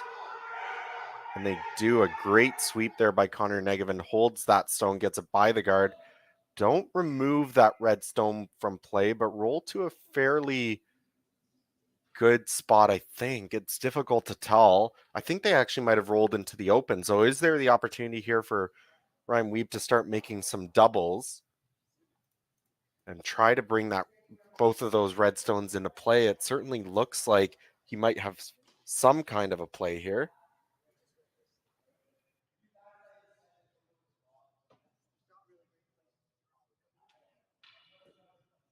Surprised with Jason's shot there. If they had that much room to get by the guard, I'm a bit surprised they didn't throw a little bit more weight to ensure that they got rid of that red stone. It could have been that Jason was just a little bit light. We don't have access to the microphones on the ice up here in the booth, so we couldn't hear the discussion. Leaving that red around certainly gives Ryan a lot more leeway to work with than I think you would have liked to.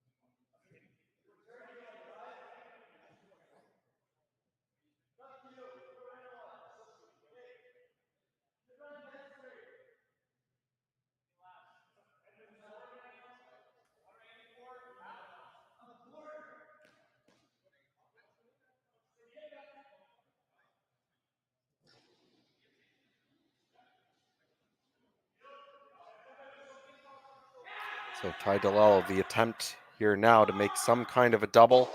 Gets one, gets two. That second Yellowstone makes contact with that other red on the other side of the sheet. Thankfully doesn't remove it from play, so there are 3 reds sitting around. I think would have liked to at least get rid of 2 of those yellow rocks. Maybe hit that first one a little bit thick. Wanted to get a little bit thinner and roll into the crotch between those other 2 yellow stones.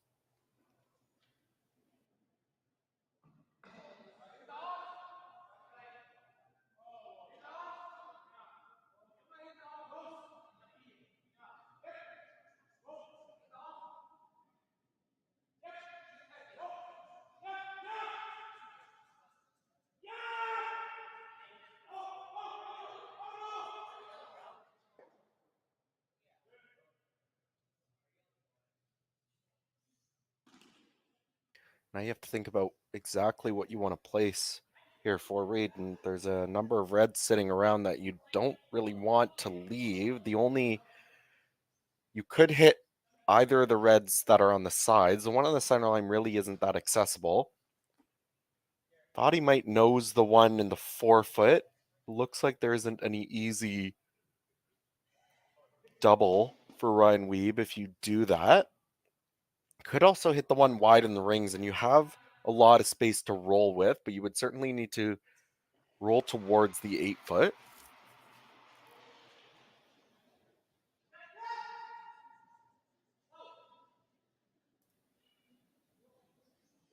Will Jason Gunlickson now attempting to make the nose hit on this stone side of the 8-foot. Don't want to roll too far and give Ryan some sort of a double somewhere. I think you'd like to just stay on the nose here. This one curling quite a bit, though. Connor Negevin working very hard to try and get anything. Will make contact with the stone, but not remove it from play. And that's the second end in a row where Jason's Rock did that, trying to make sort of a lightweight hit, and he just no real pressure. It was wide open, but just over curls and just ticks it, isn't able to remove it from play. And now there's a lot of red sitting around. I think you'd most likely to, if you can get access to that stone in the 4-foot, which I think there is, you'd like to at least remove that roll towards the other yellow stone. It's difficult to tell. It looks like the double may be accessible at the moment right now. If you do that, you're sitting 4.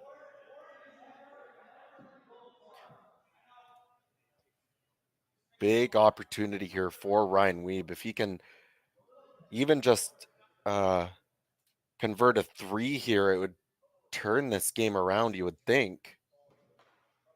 Likely would still be advantage Carruthers unless Ryan could crack a 4 here.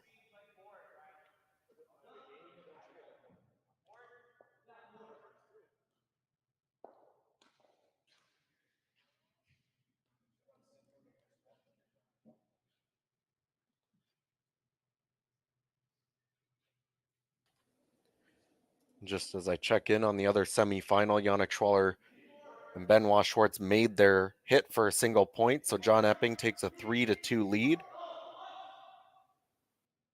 Going into the 7th end of play over there with the hammer. They're on this now. Did this make a move on them? They make contact with one, roll towards the other yellow stone. Weren't throwing enough weight to remove it from play, but such a great angle over on that other side. That red behind the center line isn't easily accessible. You can't really go after the red that Ty DeLello just threw. You can if you're Wiebe and remove that yellow stone to sit a bundle. Reid has to be very careful here. Danger brewing for the Carruthers team. I think we're going to see a fairly lengthy discussion here to see exactly what they want to try and do. There's really no useful shots here. You could try and draw around everything in the center, but if you ever don't make it perfect, you leave something for at least 3 for Ryan Wiebe, you would think.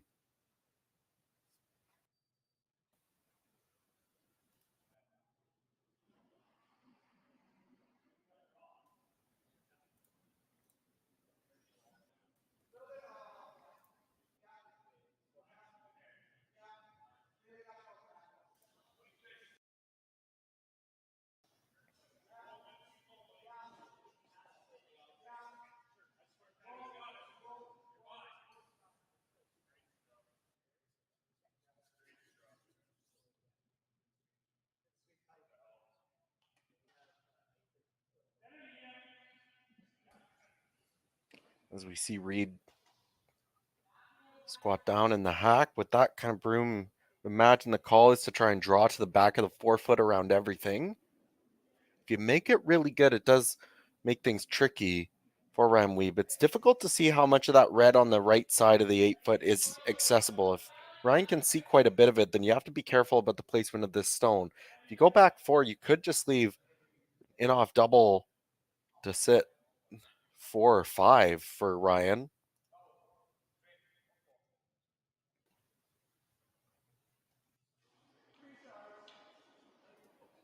So first rock here for Reid Carruthers in a very tricky spot, trying to not let Ryan Wiebe crawl his way back into this game.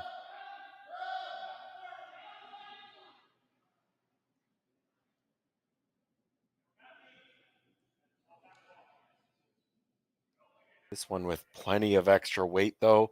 Ryan Wiebe coming up with the sweep. How far can he bring this rock? It does dig in back of the 12-foot, but leaves Ryan Wiebe sitting 2. It is the opportunity here for something big brewing. Depending on how much of that red he can see in the 8-foot, he's definitely going to be rolling towards the center line. If you hit it in the perfect spot, you're probably rolling back towards that yellow stone that Reid Carruthers just threw. I don't think you necessarily want to take on the double here. Of course, if you make it, you end up sitting 5. But probably just a nice controlled weight roll to the other side of the center line in front of that back yellow stone. You'd sit 3 with no real doubles available for Reid.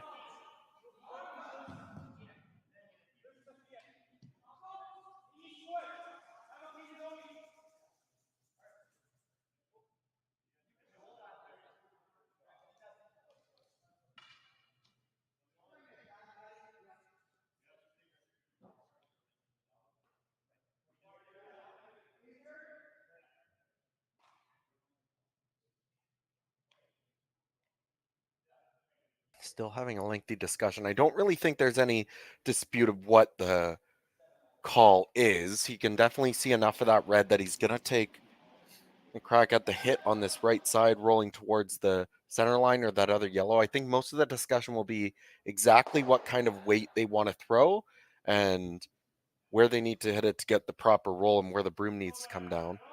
Looks like they've figured it out here. So Ty DeLello will put up the broom for Ryan Wiebe and a big opportunity.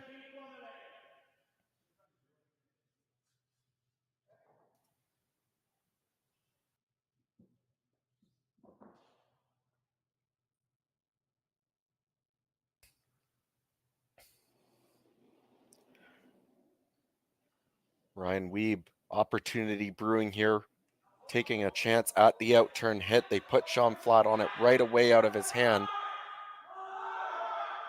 Working hard, need to get it by this corner guard. They will. Stuffs that red like a ham sandwich, but just rolls over top of that other yellow. Oh, big missed opportunity. Wanted to hold that straight for them. Just another quarter inch from perfect. The chance there to sit 5, but it's still a pretty good shot. They're still sitting 2. Reid has to be very careful not to leave something here for Ryan Wiebe to score a bundle.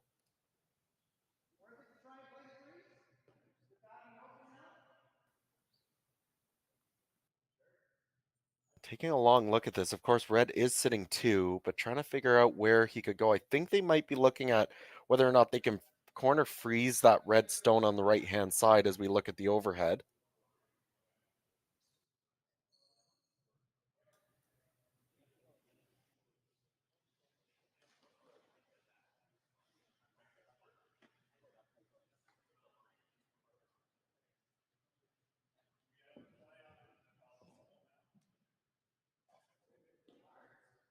I think they are going to look at corner freezing this red stone on the right-hand side.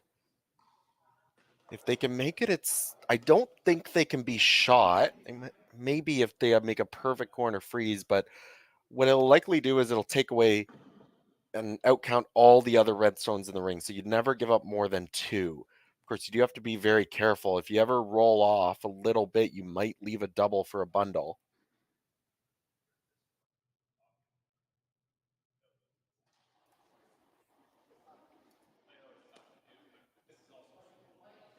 Final stone here from Reid Carruthers with plenty of red sitting around the rings. Needs to come up with a very good freeze here to not give Ryan the opportunity for something big. Sweepers seem to like the weight. Now they're on it. Line looks pretty close. Have Derek on it to get a little bit of finish. And it will end in a very good spot, I think. There's no real options there for Ryan Wiebe. He could possibly take on some kind of run back, but that's very difficult. You're looking at the in-off of that red on the side, but it looks pretty close to that guard being in the way.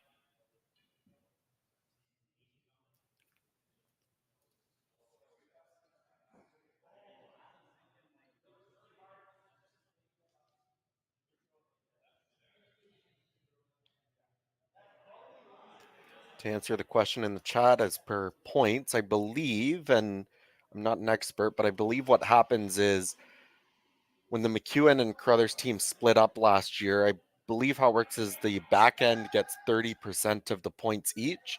The front end each takes 20% of their points. So when they form these new teams, they are taking points from what they got last year. And that'll sort of put them in a great position to qualify for the slams coming up next month.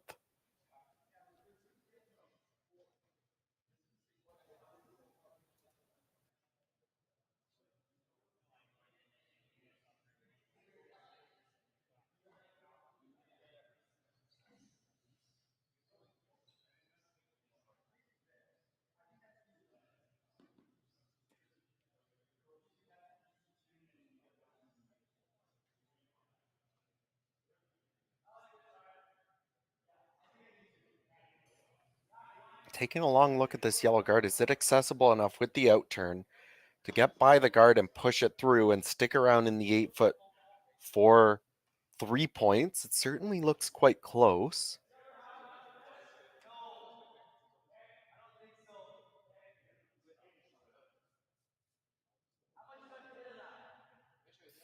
I'm just getting confirmation. Excuse me, I was incorrect on the points. All players took 1/4 of their points from last season. But that's how they determine the ranking of how they set up for this year. And there are a couple other tricky little things with it, I know. I think there's some way if you only lose one player, you keep a large majority, if not all of your points. But that's how they set up the world rankings for this season.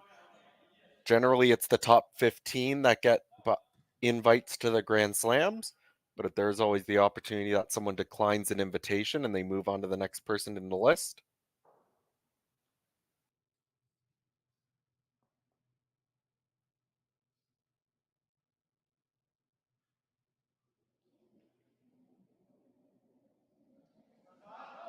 So final shot here for Ryan Wiebe. The opportunity for 3 to tie up this game. It's going to take a very delicate shot. They have Sean Flatt on it early here to hold it. Needs to get it by the corner guard. They won't. Makes contact, rolls towards the center sheet, contacts the other end and spins around. So it'll only be a single point after all that for Ryan Wiebe. Big opportunities there, but just isn't able to capitalize on either of his shots exactly the way they would have wanted to. Move on after this end. It is a 4-2 lead with the hammer for Reid Carruthers moving into the 7th end of play.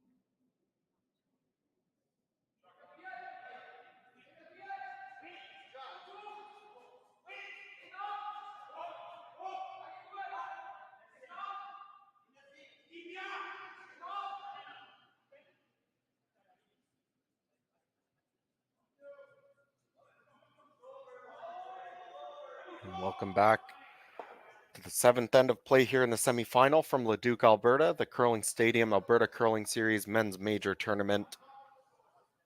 From the Leduc Recreation Center, my name is Matthew Hall, bringing the action here on this semifinal.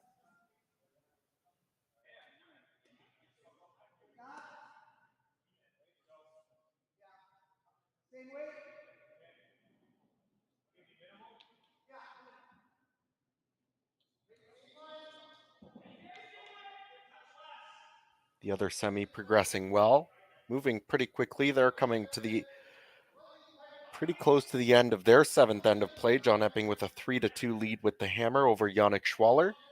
You can check out that game as well on the Curling Zone YouTube channel.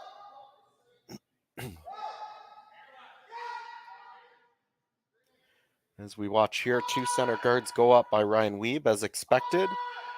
Reid Carruthers counters with two stones in the rings.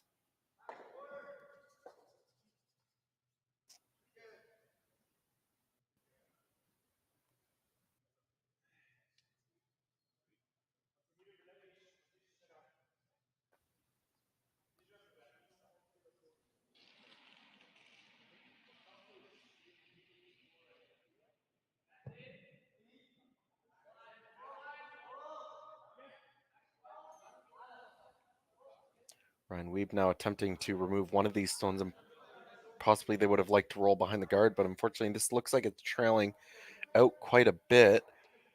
Pushes that stone, and I think that was just maybe, I don't really think you needed to remove those yellow stones. You had the opportunity there where you could just sort of rearrange them. You could hit that yellow in the same spot, but if you only move it like 2 or 3 feet to the back of the forefoot, then you start setting up a wall for yourself to work with. But throwing just that little bit of extra weight removes it from play, which is actually a good thing for Reid. That's just one fewer rock that he now has to contend with. And he's just going to waste no time and walk up and try and double peel off these center guards. They're looking pretty close. They'll just miss the second guard, jam it into the one in the rings. Moves his shooter out of the way, so I think if you're Ryan, you'll likely just see them continue to toss up some guards for a little while.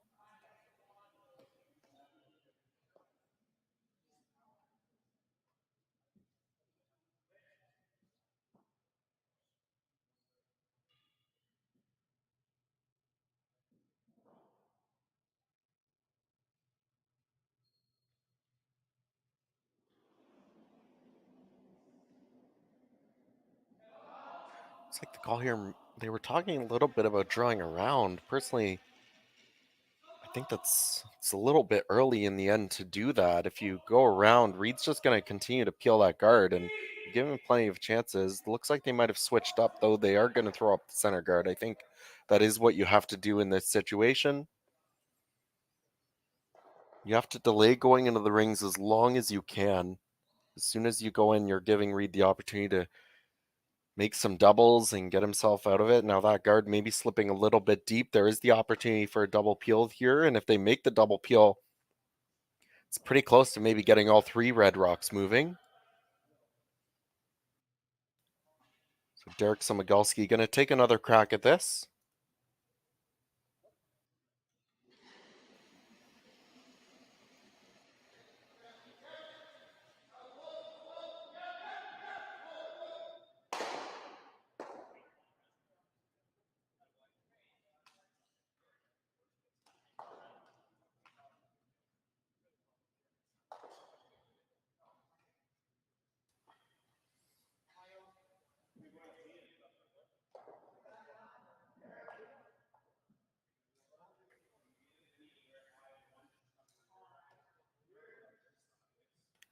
Derek does get one of the guards gone. Does actually come up and make contact with that other red stone in the ring. So one less thing that Reid now will need to contend with moving forward. Still some options here for Ryan Wiebe. I think if it was me, I'd be tossing up one more center guard at least. I think it's maybe just one more too early to come in and give especially with Jason Gunlickson coming up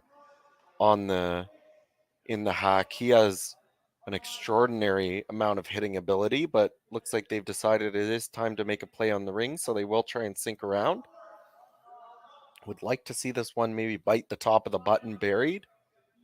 Definitely needs to get curling, though. They swept this early most of the way. Weight looks like it'll end up being okay, but just not quite getting buried. Being said, slips behind the tee line, so maybe just a bit of miscommunication or mismanagement there by the sweepers or the line caller. They were going early. I thought it was for weight because it looked like it was going to get by the guard by quite a bit, and it did, but ends up slipping a little bit deep. So now Reid's not too worried. He's just going to peel off this guard. Eventually, that rock behind the tee line, Reid can always just draw down to it.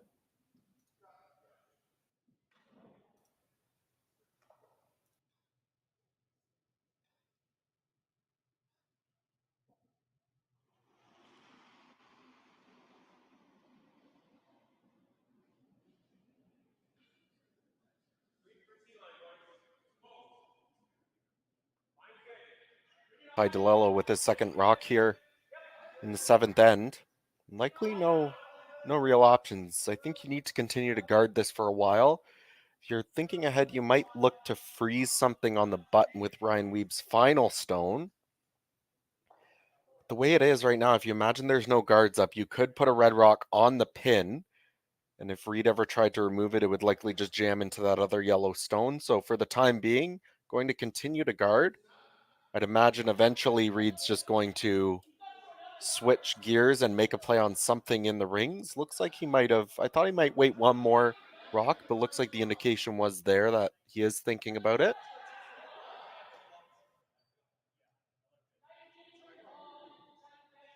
Quick discussion between Jason and Reid on what they want to do this end. It looks like they are thinking about making at least one more play on the center guard, as I alluded to that they might. Even you might want, looks like they might be taking a crack at the long double, the straight back double here.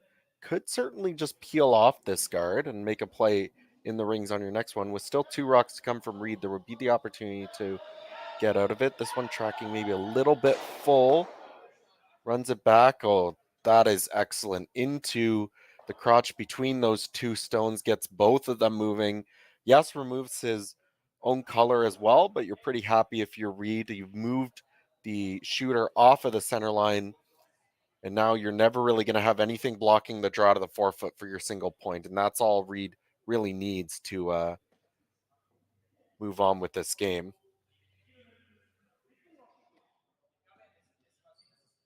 So Ryan Wiebe, the opportunity now to draw behind this corner guard. Would like to keep it above the T line, or else Reid's going to follow you down and freeze to it. So you'd likely want to see this be about top four. Behind the guard, Reid will likely take on the run back if you get this in a really good spot, but you just have to hope he misses. Then you can put a second rock in the rings. Really, there's no easy way back into this game without some help from the opponents. So sweepers seem to like the weight. They're staying very close. Might need to get this to finish a little bit. Now they put Adam flat on it, trying to get as much curl as they can to get it around that guard. Looks like it is going to slip a little bit deep. I think they kind of had to do that. You needed to make sure that at least got buried. But with it slipping deep, I think we'll see Reid try and come down and make a freeze. Doesn't even need to necessarily make a freeze. He could throw just above the tee line around the guard as well. That would likely do the job. Looks like that's going to be the call. He calls for it just above the tee line. I think this is a little bit better. Of course, you come down to that red stone and make the corner freeze. Ryan Wiebe's likely just going to follow you down, freeze to himself, and then you're still getting the force, which you're pretty happy scoring here if you're Reid, but this gives you, I think, a better opportunity to have a shot at two. And I think if you get two here, definitely the chance that we'll see some handshakes, possibly not, but I think we're getting pretty close to that line there.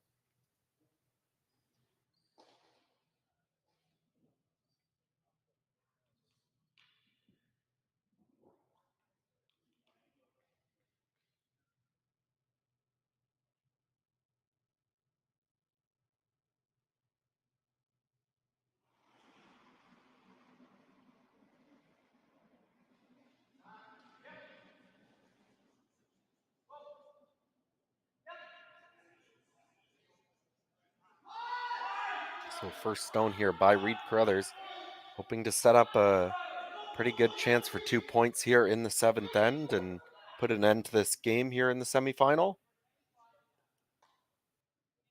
Sweeper's not staying too close though. This one might be a little bit heavy going back to that back red.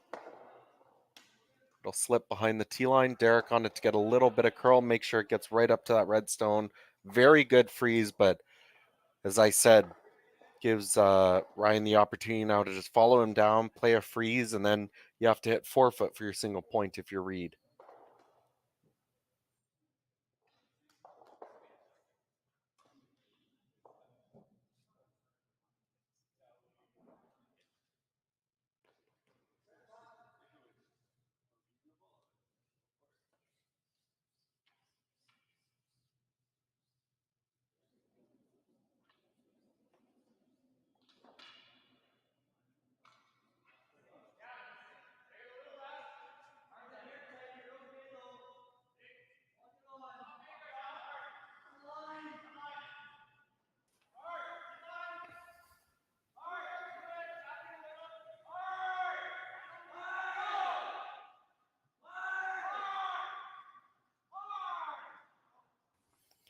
And Ryan does just that, follows him down, makes a very nice freeze, but wide open opportunity here for Reid to score his single point. We'll need to get a piece of the 4-foot.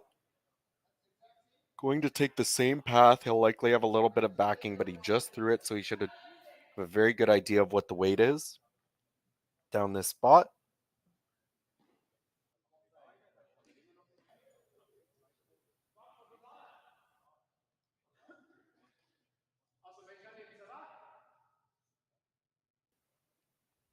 Jason Gunlickson holding the broom in the house. I don't think we will see handshakes here with a 3-point deficit, but definitely gives Reid a great lead going into this last end. So final stone here in the seventh, coming from Reid Carruthers. The out turn draw needs a piece of the 4-foot to score his single point, keep control of this game.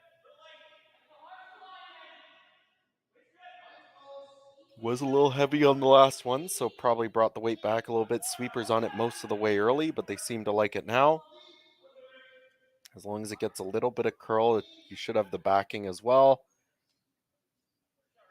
Come up, he will make contact with that stone back of the 8-foot, but pretty good weight there by Reid Carruthers.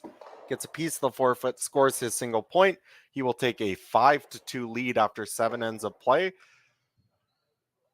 And just taking a quick look here as Ryan Wiebe has a quick discussion. I think I'd be surprised to see some handshakes. And they will continue on. So we'll take a quick commercial break. We'll be back for the start of the 8th end.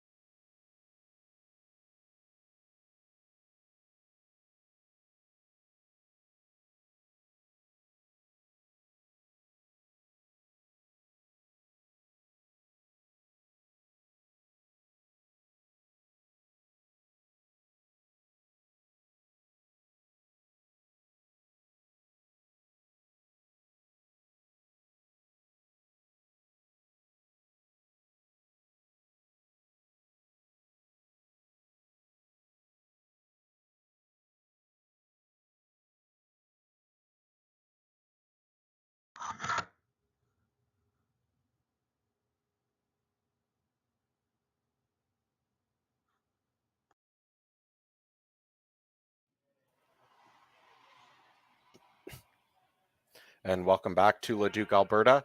My name is Matthew Hall, bringing you Action from the final end of play here in the semifinal.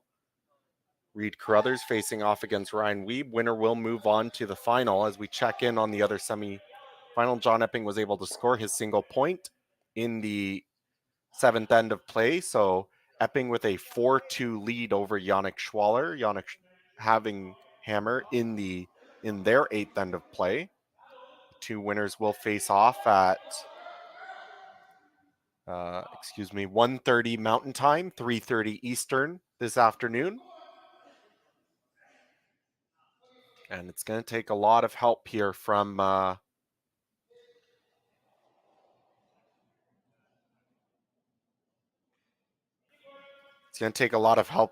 Reid Carruthers for Ryan Wiebe to get back into this game. Yes, he had the opportunity in the 6th end to score multiple points, but I think Reid maybe took on a little bit of risk that end.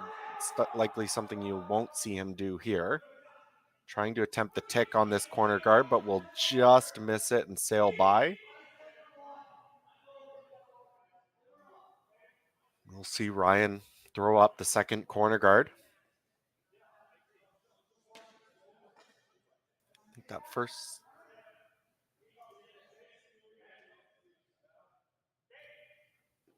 stone from Reid might have been a bit of a miscue. With a 3-point lead, would have expected him to go into the ring. So now discussion of what they want to do after that second corner guard was made. And yeah, it looks like he's just going to peel out his own center guard. If you play the send out, you peel the center, Ryan draws around the corner. You peel, Ryan could draw around the corner again, and you peel, and then Ryan does have 2 in the rings and throwing, so that could be his 3rd point, but the idea is with just the corner guards on one side of the sheet, he's going to be grouping his stones, so even if he sort of makes 2 great draws, you'll likely have the opportunity for some kind of a double there for Reid Carruthers later.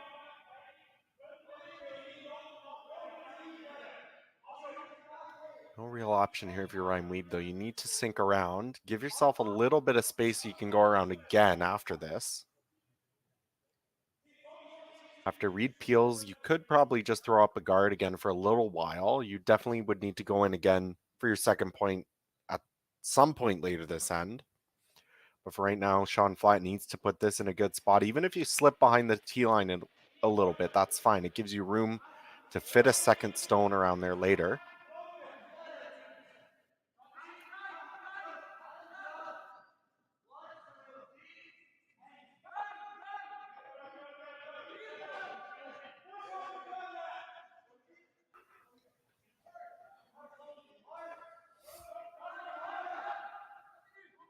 Trying to get a little bit of a finish now. Adam Flatt on the inside. Does get a little bit of extra curl there.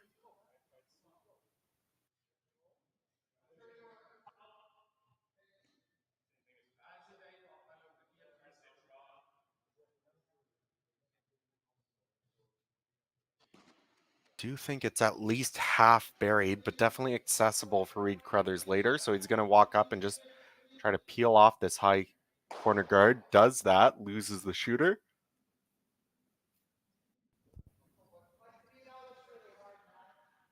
And if you're Derek Somigalski, your job is done for this end. And we'll see Jason Gunlickson throwing next. And with his upweight ability, I would not be surprised to see Reid take on some kind of a double peel if it's available. Sean Flatt once again with his second stone in this final end of play.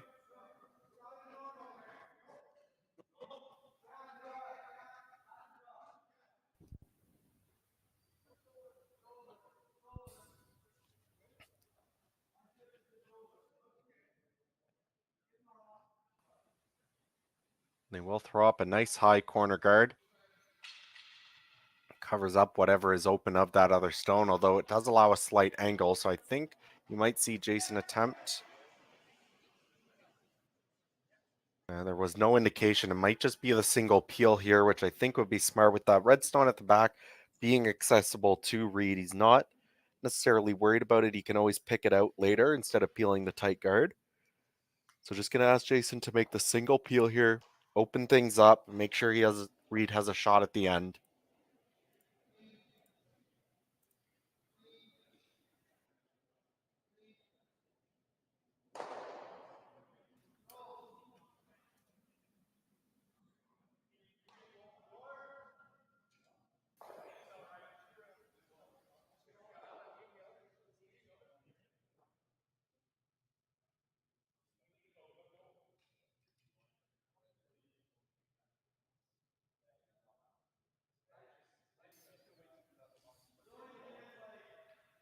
Now a bit of a discussion by Ryan Wiebe. When do you want to make that move into the rings?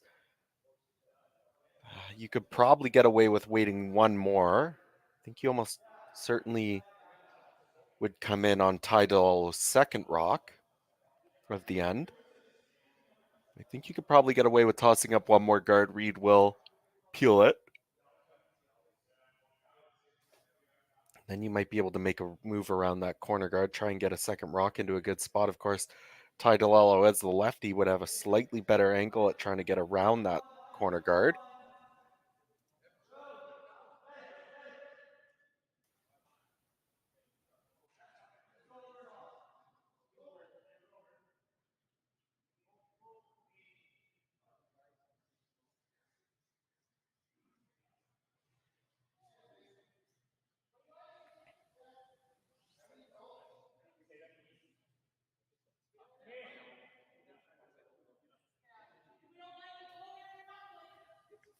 As we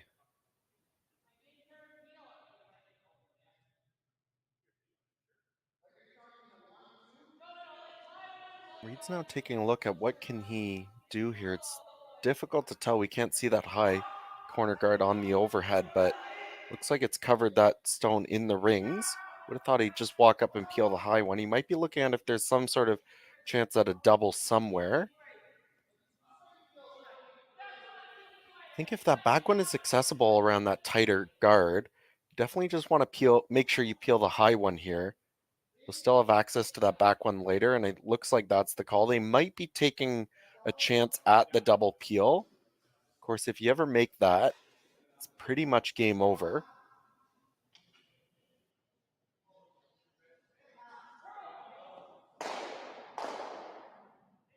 He just dead stuffs it. Rolls to his center guard. Definitely leaving some guards in play here for Ryan Wiebe to work with. Bit of a missed opportunity. Would have liked to make sure you at least roll a shooter there for Jason.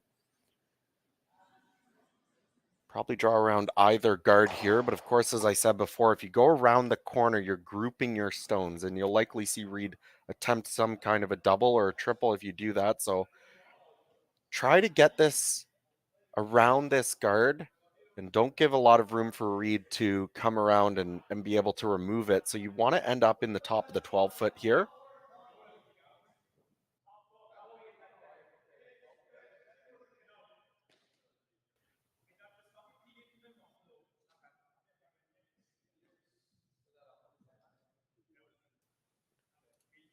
Thinking back to how this game has played out, of course the turning point has to be that first end. Giving up that steal of 2 to Reid Carruthers really set the tone for this game, but those blanks in 2 and 4 really didn't really seem to be much of a resistance by the Ryan Wiebe team. They seemed fairly happy with or okay with giving up the blanks in those ends, and those kind of set them behind, really limited the amount of time they had to come back. It'll be a possible chance. They definitely had their opportunities in the 6 to score a number of points, weren't able to make it work out, but the opportunity here to get some rocks in good spots.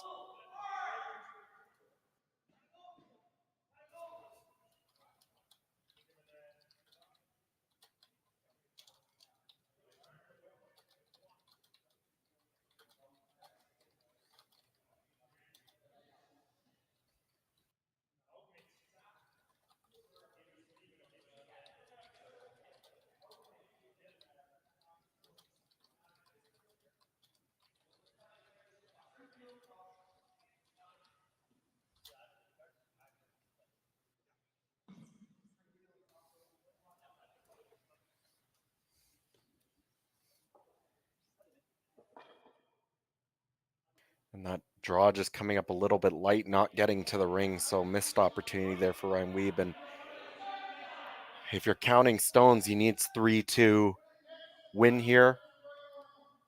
He only has 2 rocks left. So with those guards, they aren't really splittable. So the most he could ever sit in the rings is 3. So if Reid is able to remove this red rock, you'll likely see some handshakes.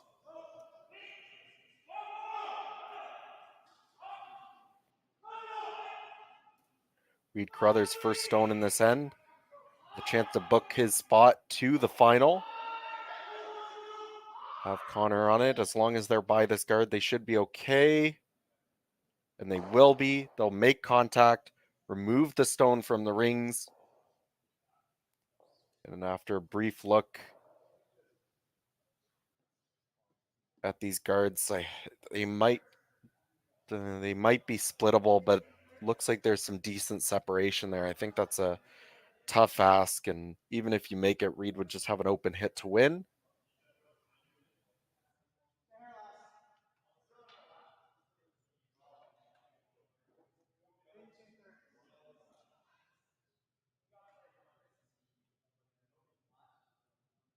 The problem is if you think the split is there, you probably don't want to play it right now because, as I said, something will be wide open, either the shooter or the rock you're raising in.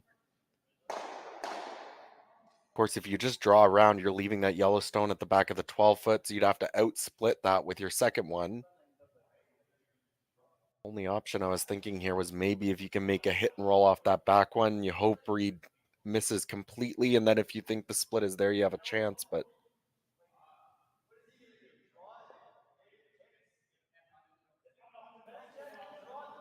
sort of just grasping at straws here a little bit. I think if you're Ryan Wiebe, trying to figure out some way to get 2 rocks into the rings here. And it looks like they are going to play this draw. But as I said, you're leaving that yellow stone at the back. And if you think the split is possible, and I'm not so certain that it is, it's going to certainly be impossible if you leave that yellow stone at the back. They will attempt to make this draw into the rings. Sweeper's working on it most of the way. They will get it into the house.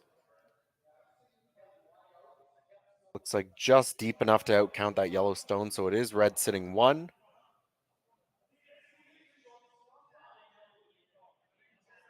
Again, Reid's looking at it, but with that yellow stone at the back of the rings, if the split might be makeable to get 2 rocks biting. It's difficult to tell, but it's much more difficult to get 2 rocks closer than that back yellow. So it looks like Reid's just going to draw one into the rings here. If you can get it pretty much anywhere in the 8-foot, I think that'll shut this game down.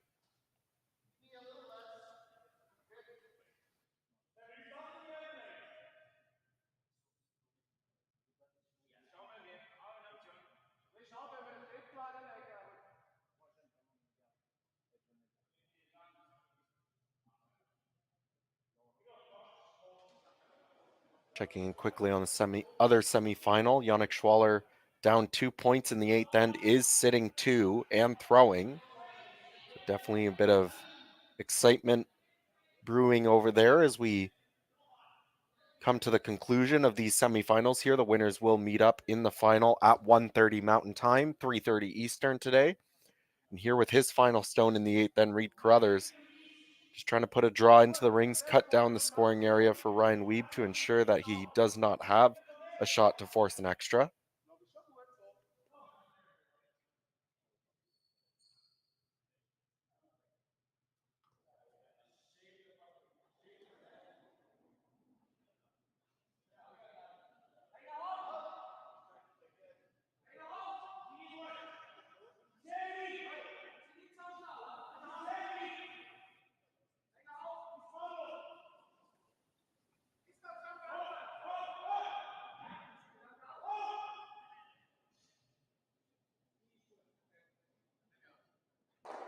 And Ryan Wiebe wastes 0 time, gets down to the hack, throws his last stone, but it's not enough. And we'll conclude it is a steal of 1 for Reid Carruthers. Final score will be 6-2. As they shake hands, Reid Carruthers will win, move on to the final. He will play the winner of John Epping versus Yannick Schwaller in that final game. And looking back, this game sort of slipped away early for Ryan Wiebe, giving up that steal of 2 in the first end, and they never really seemed to find their A game after that. Had one opportunity in the 6th, weren't able to convert. So Reid Carruthers takes the victory, and in their first event of the season, first event as this team, will be playing in the final. My name is Matthew Hall. I'd like to thank everyone who tuned in this afternoon. Invite you to jump over to the other feed to check out the final few rocks of the other semifinal. But for now, thank you. I will be signing off, and the final will be going ahead at 1:30 Mountain Time, 3:30 Eastern. We invite everyone to come back and watch that. Thank you for bringing me into your homes or wherever you're watching from, and good afternoon.